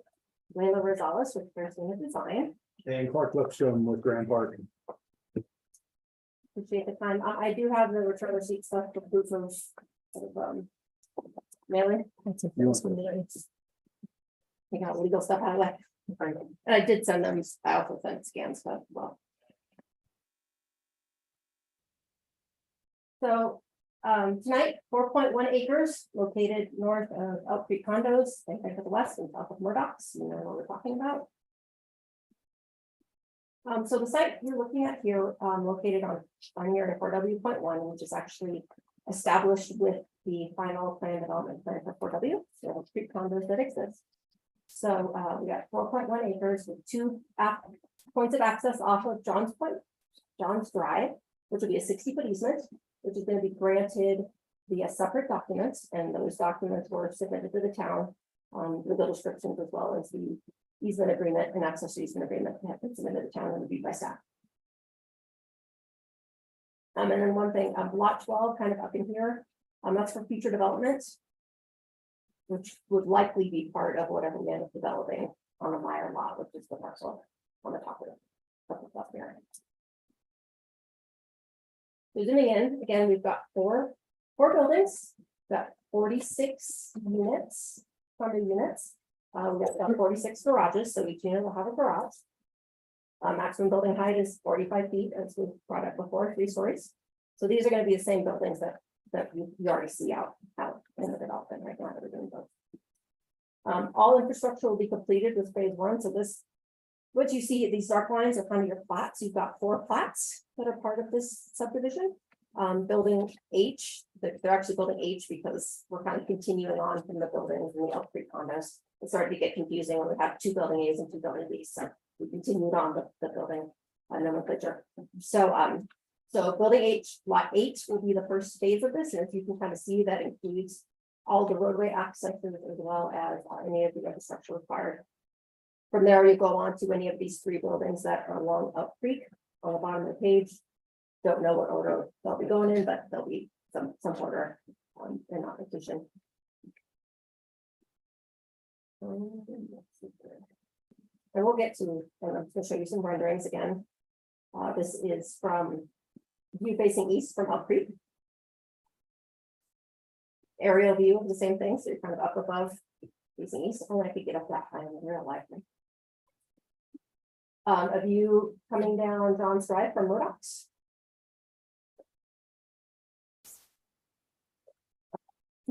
So let's get into the meat of the conversation we were just having. Elk Creek Conservation Easement and List Pendants. This is kind of a cut and paste of Kent's comments from his April 19th letter. And I think what's probably more important as part of this conversation is this picture right here. So what you're looking at right here are 3 different lines here. You've got the blue kind of line that's running down here in the middle, blue purple kind of color. You can see that boundary there. That is the boundary that's shown in the PDDP, the approved document. The 2005. The 2005 PDDP. That's right. That's the conservation easement boundary that's specified and required in the recorded PDD. Right. And that, just for context, is about 13 acres. And it actually goes down further south of this page, but for context of what we're looking at. So that was about 13 acres within the PDD. What you're looking at in red is the conservation easement that we had prepared and recorded, which was then pulled from the town. And that one was 17 acres. I think it revoked it or something. Revoked it, whatever the word is. What the word was. But anyway, that was what we had recorded. And that's what you see in kind of the half pattern there. And that was 17.6 acres. And that is actually going back to your comment previously, Eileen, about, you know, the boundaries and stuff. That, if you kind of look at this picture, you can really understand where that lot line boundary was depicted, right? It kind of follows that little conservation thing. And then what you're looking at here in the pink, hot pink, that's kind of this straight line. This is the line that Kent shared with us previously at one of our hearings that we had done by, I believe it was Chuck. Tim Shea. To that. So, and that was the town's suggested easement, I guess. So that's kind of part of the conversation about what happens here as it relates to those pendants. And then I'm going to just go through this last slide and then we can open up the conversation. The other question about the boundary, binary boundary that Ken had brought up just a little bit ago. So what you're looking at here in red is boundary for in the PDD, and it is 11.2 acres. Our FPDP boundary, which would be all planning area 4W, which is the kind of the area that's here on the right, that's masked, that was already approved. That's 5.2 acres, sorry, 5.9 acres, apologize, and ours is 4.1. So now we are at actually 10 acres. So we've actually reduced the number of acres in 4W overall. So, yep. So there's my pictures. I think the large majority of the comments, there's really 2 primary ones that we'd like to resolve tonight. One being the legally related questions that are still outstanding. That is up to you all as a board to resolve and make a decision upon or not. And secondly, cost estimates. And we've been working with Paul on that a little bit, but I understand he's out, but I can address that as well. Specifically here, you know, one, this property should have never had a list pendants filed against it. We were required to do a 13-acre conservation easement. It's very, very clearly specified in the recorded 2005 PDD that amended and replaced completely the 2003 PDD. The 2003 PDD no longer exists. And the 05 PDD makes that very clear. That went through over a year of hearings, lots of meetings, lots of board meetings, lots of public hearings. But it's done. We granted an easement that we negotiated with the town, drafted with the town's lawyer, that equated to 18 acres. Required to get 13, gave 18 acres. This board overturned that easement. I guess is the best way to say it. So today there's no easement. So we'll keep talking about an easement, but there is no easement today. They're still unrequired by the 2005 PDD. And we can certainly get the 13 acres looked up in the legal description, redo a conservation easement there, but we're litigating all of this stuff, in my opinion, completely unnecessarily. What this makes very, very clear for everyone to see is your legal team came up with a straight line that in no way, shape, or form complies with, ties with, or otherwise is supported by any document that is recorded pertaining to our annexation agreement or the 2005 PDD that guides all the government, all the development of this property. And they did that to encumber this property with the Liz pendants. We submitted the sketch plan on November 24th of 2021. 46 units, pretty small project, 4 lots. We got preliminary plat in March of 22. Kind of a long process for something this small. And here we are in July of 23, after 5 final plat submittals. Now, not a smooth process, obviously, but if that's how y'all want it to be, we can do that, and we can just keep going, on and on and on. I think what really mired it down was a lot of the comments pertaining to this litigation that is completely unnecessary. That you guys have had multiple settlement offers from us that I think achieves everything that you all want, effectively reverting back to an 03 PDD. And it's amazing to me that we're still being held up over this sort of stuff. I would like to point out too, Kent in previous public hearings has affirmed and confirmed that the entitlements control. We have 45 feet max here. Okay. This parcel is entitled for a lot more. This maxes out the residential. It's entitled for a lot more than the commercial. But we're calling it quits here and wrapping it up. So theoretically, the bubble could get bigger. The development can get bigger. The acreage is not the defining factor by the annexation agreement. It is the entitlements. And we've used as much of the vertical mass as we can. We've minimized parking to the extent that we can. And we've got now a final plan that's about an acre smaller in total size in our bubble. Now, there's nothing that restricts me from putting subdivisions over creeks whatsoever in any of our agreements. And in this case, the lot lines that we worked out are logical, they make sense. Lewis's comment that there's flooding here. The flooding in this is all in the crosshatch area. These buildings, to give you an idea where they're located, you guys probably know the tree farm that we have, or it's not a farm, it's our nursery for our transplant trees that we keep, and our equipment yard. None of that flooded. None of it. And it's beaver dams, basically, they're backing up the creek. It's kind of cool, so I just left them. But none of that flooded. That's where my equipment yard is. These buildings are sitting where all my heavy equipment is, where my lumber is, where my tree farm is, and it's all real high and dry. And we just had one of the biggest runoffs we've ever had. So Lewis, where you were looking, there are no development. There is no development. But the area doesn't flood, just to be clear with you. And it's outside of the floodplain. That's also in all of our submittals to the town. This is a FEMA mapped floodplain that we have stayed out of.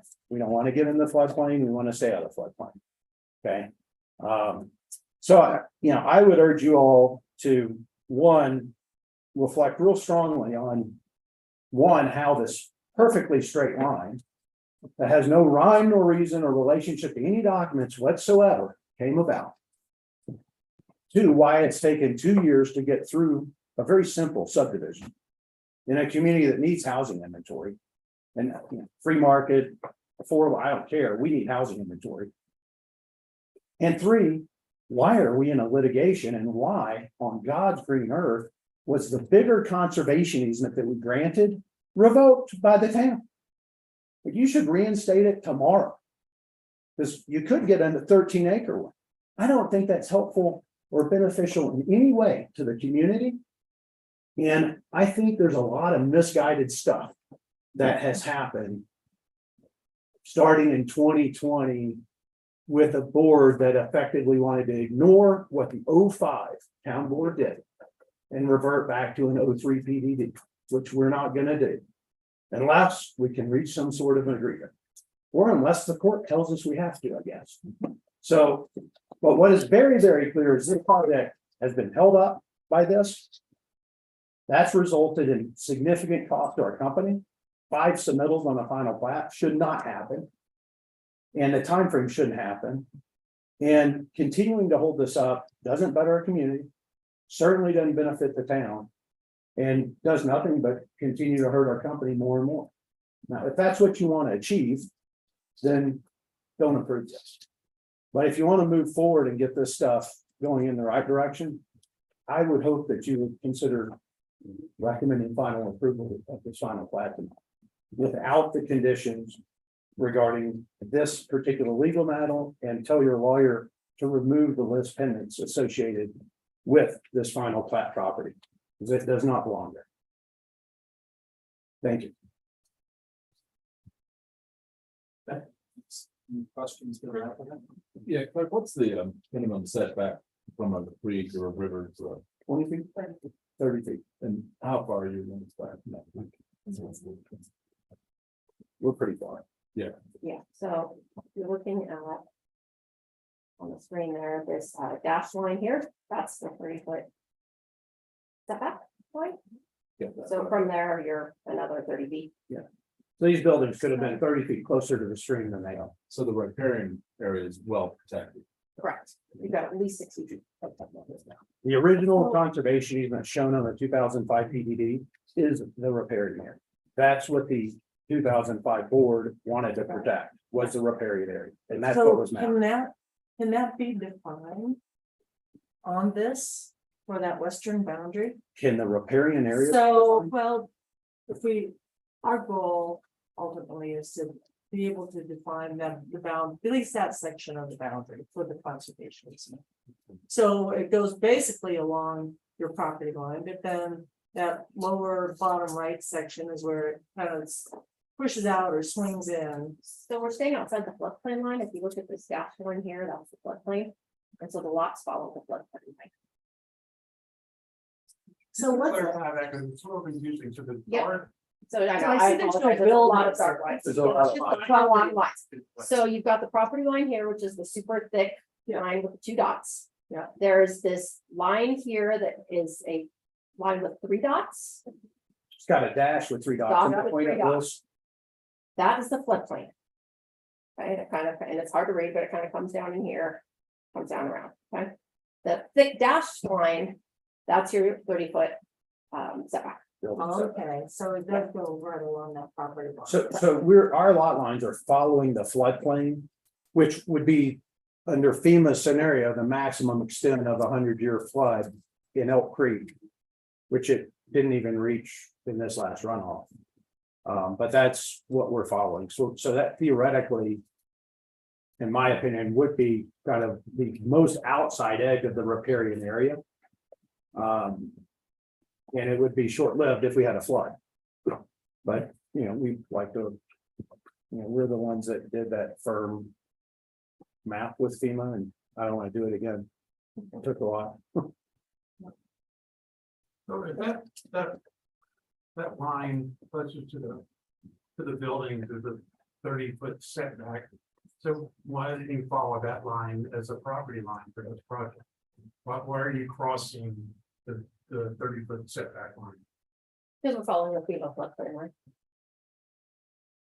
I can make the lots whatever size I want, Louis. Yeah.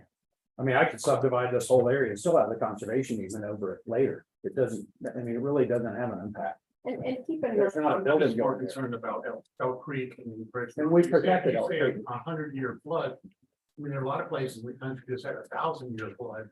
So That's what I'm more concerned about is protecting Elk Creek. Well, if we have a 1,000-year flood, this building's underwater, just so you know, so. That's a lot of things. Yeah, and I'd like to point out, hang on a second, I think it's very important. That the main branch of Elk Creek is actually off this map. As you guys may realize, and I contend it looks like an old irrigation ditch, because that was irrigated back there. And it was ranch pasture. When I bought it, it was pasture. And it was grazed. And this little stretch of it here is not 1 foot wide. It literally looks like an irrigation ditch. And it forks way up in the beaver dams and the willows way to the south. And this section normally goes dry pretty quickly unless beaver dams have built the beaver dam that's blocking the main one and it'll push water this way.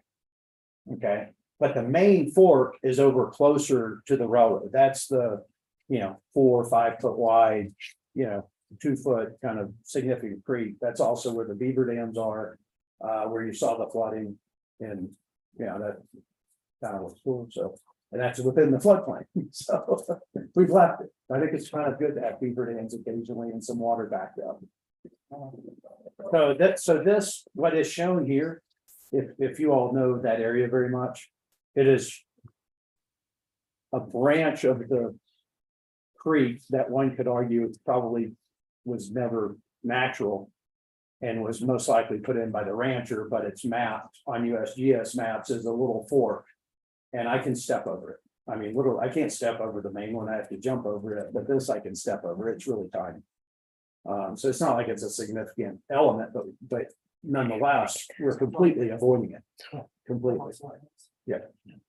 But I think the question is, why don't you move the property lines? What, back to the setback line? I think what's confusing you all is the setback line. I think y'all keep thinking that setback line, the 30-foot setback line, is something related to the creek. And aside from building locations, that's all that is. That line is the maximum extent that a building could be brought forward on that lot. Gotcha. We understand that. Okay. Right.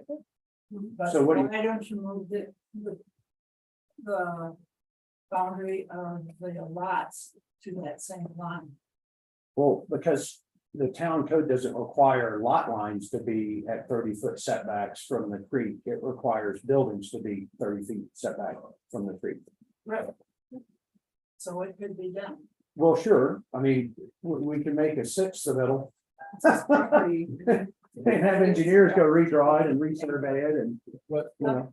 I think, is what difference does it make where the property line is?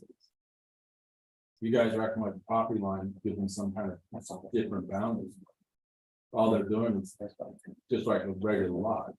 We don't sit there and tell people to move all their lots to the required setbacks. We say, put your lot where it is and make sure the house is situated. You know, that creek could run right, they could make those lots on the other side of the creek. And those all. But I don't see it being a big difference. That the way we do subdivision. If we did it differently, that would be one thing, but. I mean, I guess in other words, these lines could have cut across the creek and the creek could run through the parcel, which if you were doing single family lots, maybe you would want, I don't, but. In this case, we're doing multifamily buildings and they're 60 feet away from the edge of the creek when they could be 30 feet from the edge of the creek. So I think, we've been pretty thoughtful about our layout and avoiding it. And I think it's a line on paper that is a little bit distracting and you think it's the creek edge. It's not the creek edge. It's the setback line.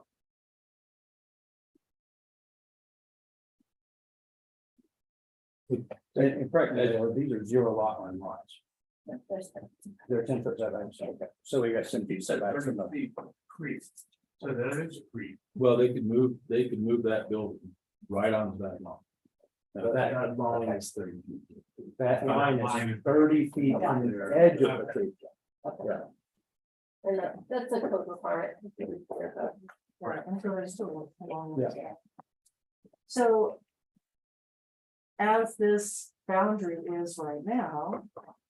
When you do go to finally settle on the conservation easement, with that boundary as it's written on this, that western boundary, Big enough a piece of pot, across there, across the part. Is that enough? Would that Yes. be So this, considered as the edge of the conservation easement? That would establish this part, yes. So is that what we need to establish tonight? No, approving the plan. Just, So, okay, but in relation to this planning.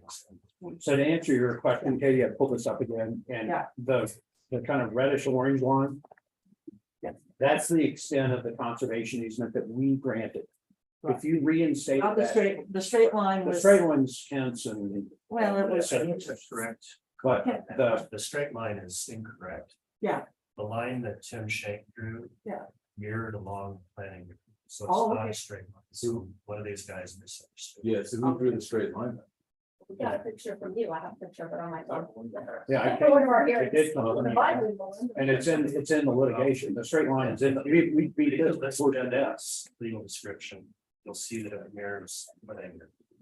And that's what counts, list pendants legal description. Yeah, it cannot, with all due respect, that's not what we got from him. And this CAD file came directly from you, from Tim Shane. so It that's. is what's in the litigation. And- But you know what the great news is, Kent? If that's in fact correct, then there's no issues. Because if he followed the edge of the boundary, then he basically followed the edge of the conservation easement we granted and problem solved. That's the good Yeah, news. For that. And portion. the conservation easement that we granted, if you reinstated it today, which we could all agree to do tonight. It's outside of the boundary of my lot line still. And that conservation easement actually had a provision that it can be subdivided. There's no restrictions on subdividing a conservation easement. Unless it specifically says it can no longer be further subdivided, okay? Okay, So, okay, so hold on, I would left wait for Ken to finish his sentence. Or sentence. So whether it's a straight line or a curved line, it's irrelevant. The bottom line is that this land use application does encroach outside of the planning area that it's on the 2005 KD. And that's what I want to point out to you folks. That can happen. But you guys need to make the decision if you're okay with that. That's what's relevant. Ken, I'm sorry, but I've sat in too many of these hearings where you said that those bubbles were malleable, I You think was just your said word. that. Well, they're malleable You did. and that they were undefined They are, and that the entitlements control what's ultimately done. Was that my understanding? they are mounted. But and there's subjectivity here. You have to, I mean, there was a purpose behind putting those development bubbles in a specific location, a specific size. And that was that you needed to keep it generally in that area as much as possible.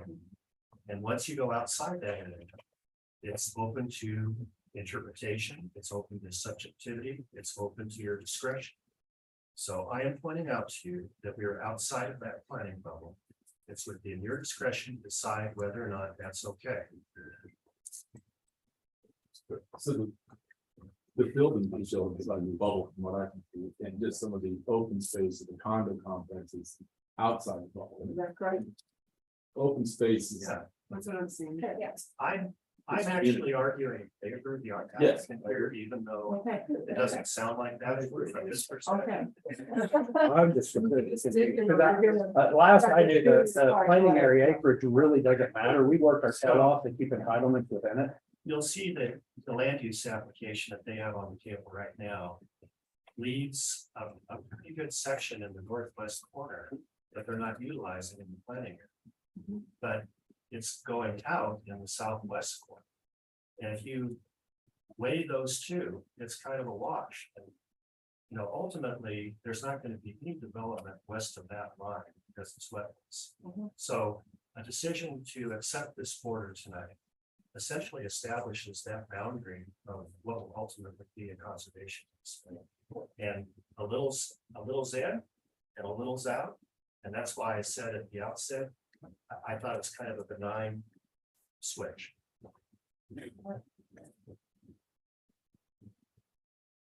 So if we approve this tonight, it's not gonna cut.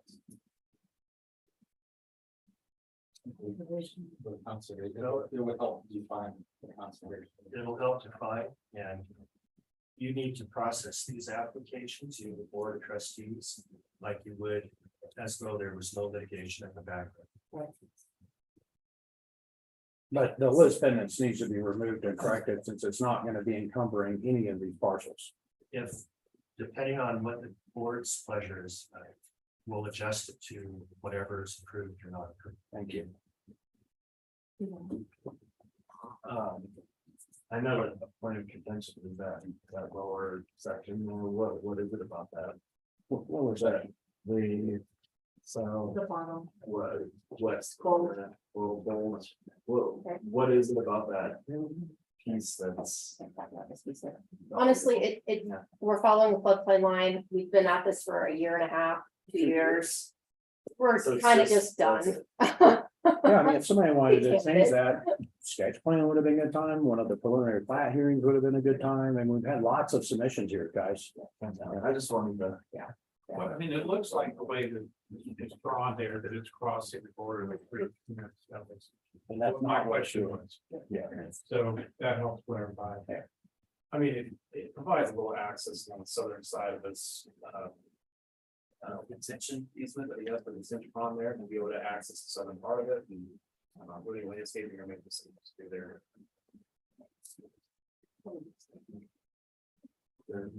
I have a different concern about dust control on John Drive.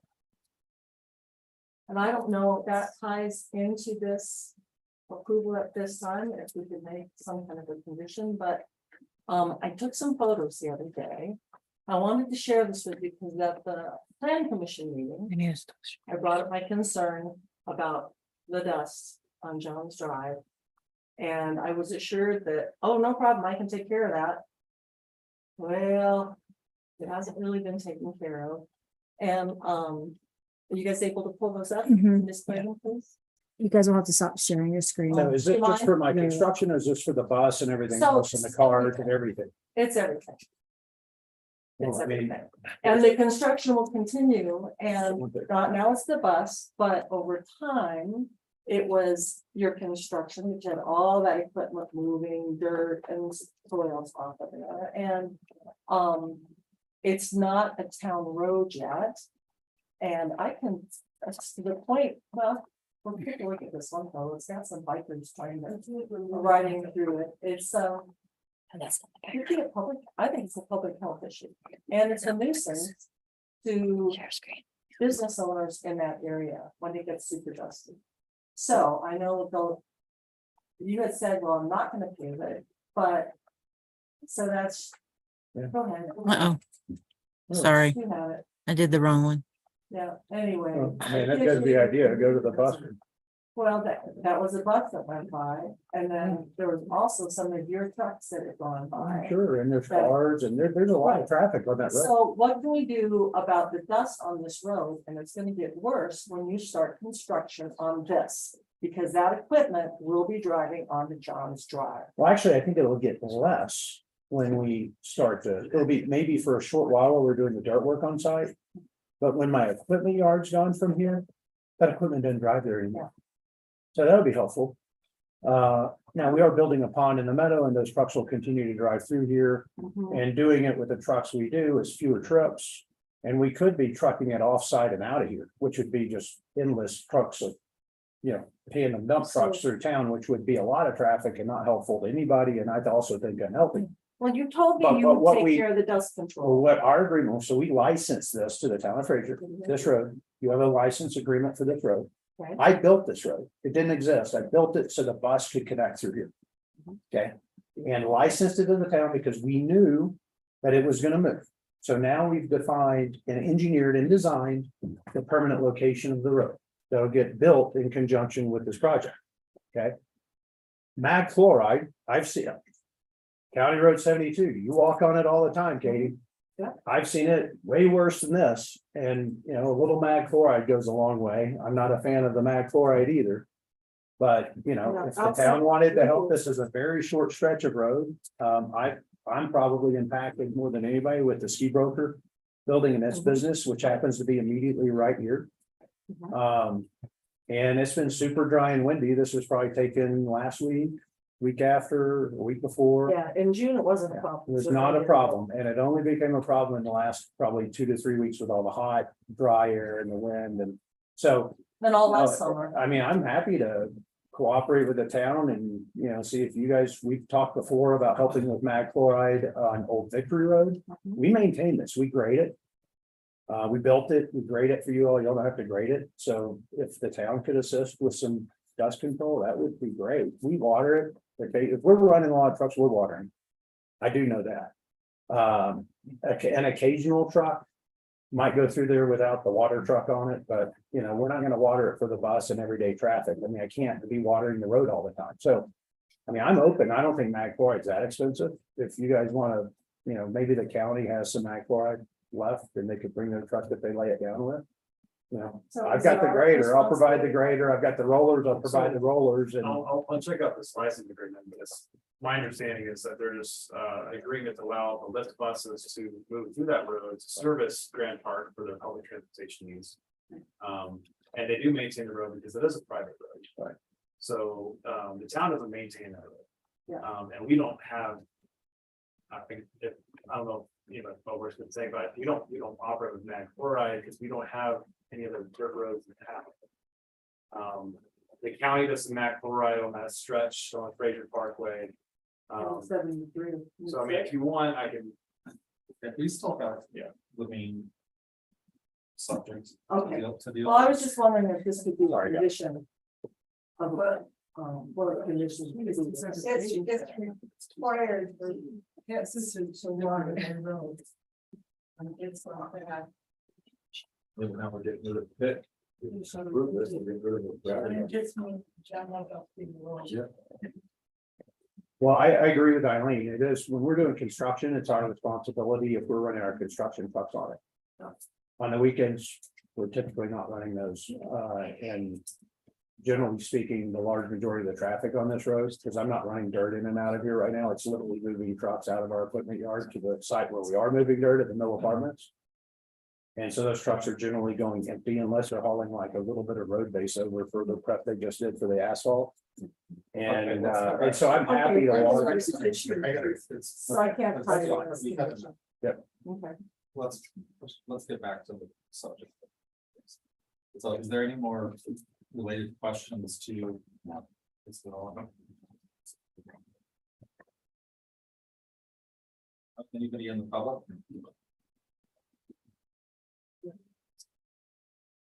No public here?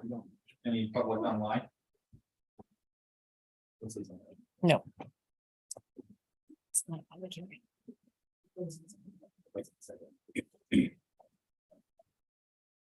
No public online? Okay.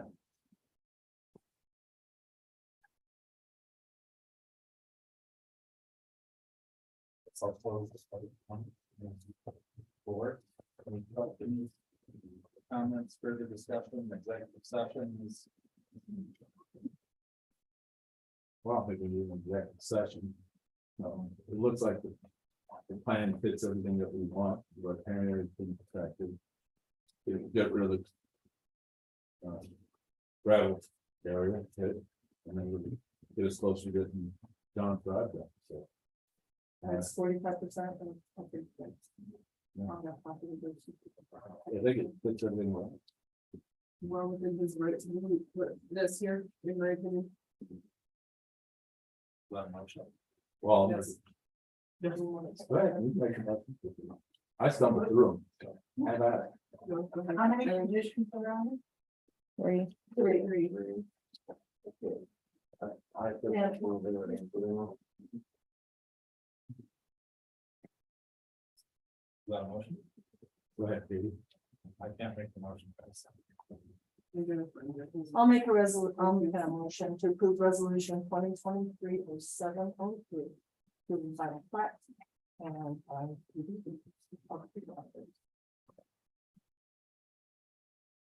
Second, The second. any further discussion? Yeah, I'd like to remove the West Pendant so that the homeowners would eventually buy it out of cost and have to deal with that. That wasn't the motion. Well, like, yeah, like, change the You can't have the motion. there. I didn't know that. So you have, you have.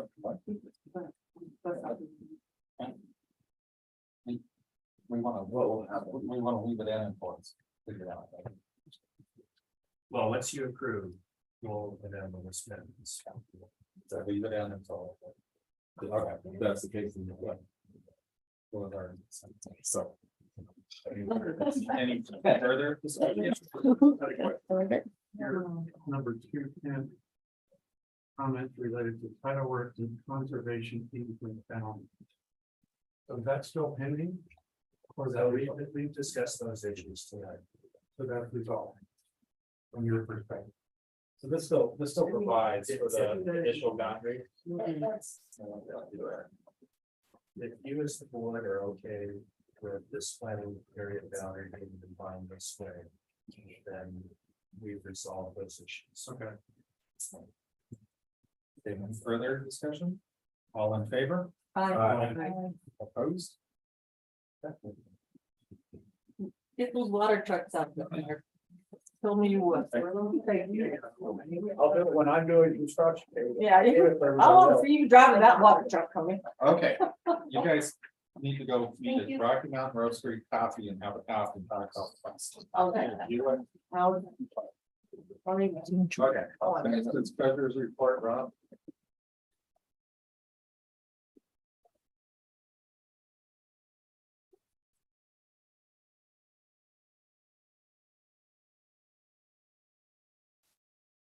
Good evening.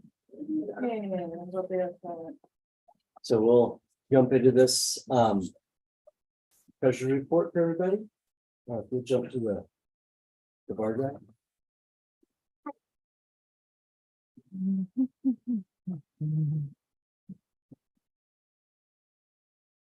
So right now, here's our positions. Things are, we've moved up and remain stable as of June and July. Pretty much tight controls on operating funds and maintaining reserves. This is going to change August, September, October. It should start going down because we're paying for the Lions Ponds bathrooms, Fires Avenue, and the sewer door. So all those projects, those bills are starting to come up, and that's when we'll start drawing this down. So, any questions on that one? We'll jump to sales tax. Right now, that blue line is where we are. We're still staying above where we were last year in sales tax so far. And this is a good thing. But you know, we always wonder what's going to happen later on. And these spikes in August and September are what have been the difference year to year, really, in our sales tax. That's what when we look at the total sum.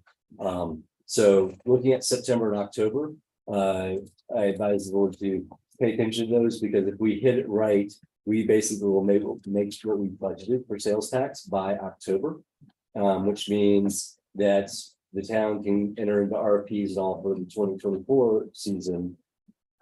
At the end of the year, we can start moving forward on some of the capital projects that are going to get approved and get better pricing. So we'll actually have the money to say, oh yeah, we can move forward on these projects, rather than waiting until December to find out if you covered all your costs for the year. That's a good position to be in. Because it was brought up last time and it'll come up at the next meeting, I want to show one more chart similar, but this is focused on STR revenue. So this is the 4% that the town gets for STR revenue. Looking at the prior years, 2023, we're down from the last 2 years from a percentage, but the last 2 years were bumper. But that's number where it looks like, hey, we're in line with 2019, 2020. We're right there, but our volume of SDRs available is higher. And so usually our SDR mix is around 12 to 14% of our total sales tax revenue. And so, hey, we're probably trending at more like 10% of our sales tax revenue in this where we're sitting right now. But this is one that jumps all over. And lots of stuff. There's a lot of noise in this one, in the sense that the filing period. People file something in June, it reports in July, but they're really filing for something that happened maybe in February. Sometimes they are delayed in that reporting. But it looks at our regular STRs and Holiday Inn and anything that falls in that SDR business category. So it lumps a lot of stuff together. And I think Leslie's going to talk about this more at the next meeting, but I wanted to at least show this kind of where it fits in the context. Last slide. So basically, we're expecting that bar chart to start declining. That's, we expect that. We've been deferring stuff and we've held money in those reserves. And then, but we are at that 68% of the budgeted sales tax revenue, and we're only at 50% of the year. So I like to see that trending ahead. And our STR is going to be something that's we're see a lot of things reverting back to that 2019, 2020 pre-COVID stabilization. Any questions? This is Rob Clemens' last budget. We'll start the partnership on August 2nd. So thank you again, Rob. And he's actually helped us do some of the recruiting too from the finance director. And we do have one now on board. Her name is Lorraine Waters. And she started today. So she will be at the next board meeting August 2nd. And we also have two interviews with two viable candidates for town clerk. Much love.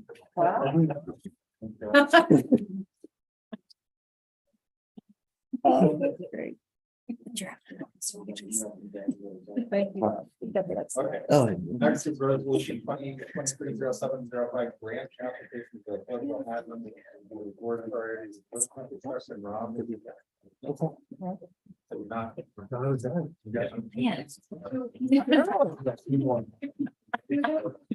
Get to do it again.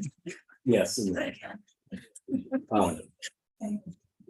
No, well, I want to keep them separate. So basically, we applied for the tag grants. We did not get it. That was the one that in December or January, we were rushing to get the application stuff in and try to get resolutions for part of the application. This is really we're looking at applying to 3 or 4 grants as the town that are going to hit a bunch of different pieces. Rather than coming to the board every meeting and saying, hey, we need this, we would like permission to go for several grants. They have a match requirement. The tag grant that we applied for had a $2.5 million match, and the board approved that at the time. Now we're looking at, okay, we need to scale that back because that application or that resolution called out just one grant. This is more like a blanket. Yes, you can go for these, but we have a limit of up to 2 million in matches that can be spread across the grants. So one of those would be like a $5 million infrastructure grant that's probably better aligned with the tag grant was. And so that would be that would be up on those in terms of match. So, but then we have others that couldn't be piecemeal together, and that's, I think this is one of those kind of, it's a multiplier. But we have to have the documentation as a board approving these in our application package, but they hit at different times. And rather than having special board meetings and things to get there, we'd like to have this kind of blanket saying, yeah, we're okay with this level of risk for these grants. And you're not obligated to pay it unless we get the grants. And those grants are used for match work. So Sometimes it's 80-20, sometimes. Some of them, 50. yeah, 80-20 or 75-25. Okay. Usually. I'd like to move the motion to approve resolution 2023-0705, board priorities. Second. Further discussion? All in favor? Opposed? Next one. Resolution 2023-0706. So this is specifically for a strong communities grant, which is infrastructure for Victoria Village. Usually this is a letter of intent that we then say, hey, we've signed this, or the mayor signs this. They're getting efficient at DOLA, and they just have a Google form that you fill out and you submit everything. And so we're asking for, rather than authorizing a letter that the mayor would sign, we're just asking for authorization to go ahead and make the letter online. Yeah. Resolution 2023-0706. Any further discussion? All in favor? Aye. This is actually Rob.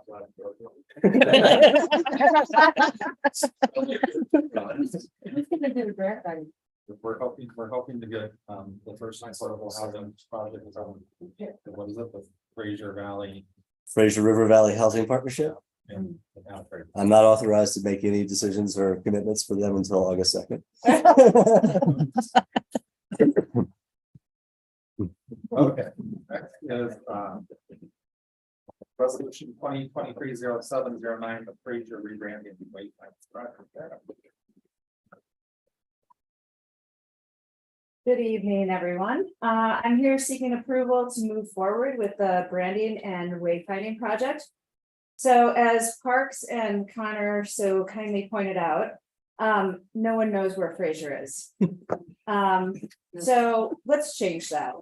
Let's change that so we don't have to discuss what to name an event that takes place in Fraser and is funded 50% by the town. Let's make it so people ask us to use our name and are proud of it. I believe this project is the beginning of making that a reality. We have a proposal from Slate Communications already in the tune of right around $47,000. We also have an approval of a 50-50 match grant from the Grant County Tourism Board, so they would be paying half of it.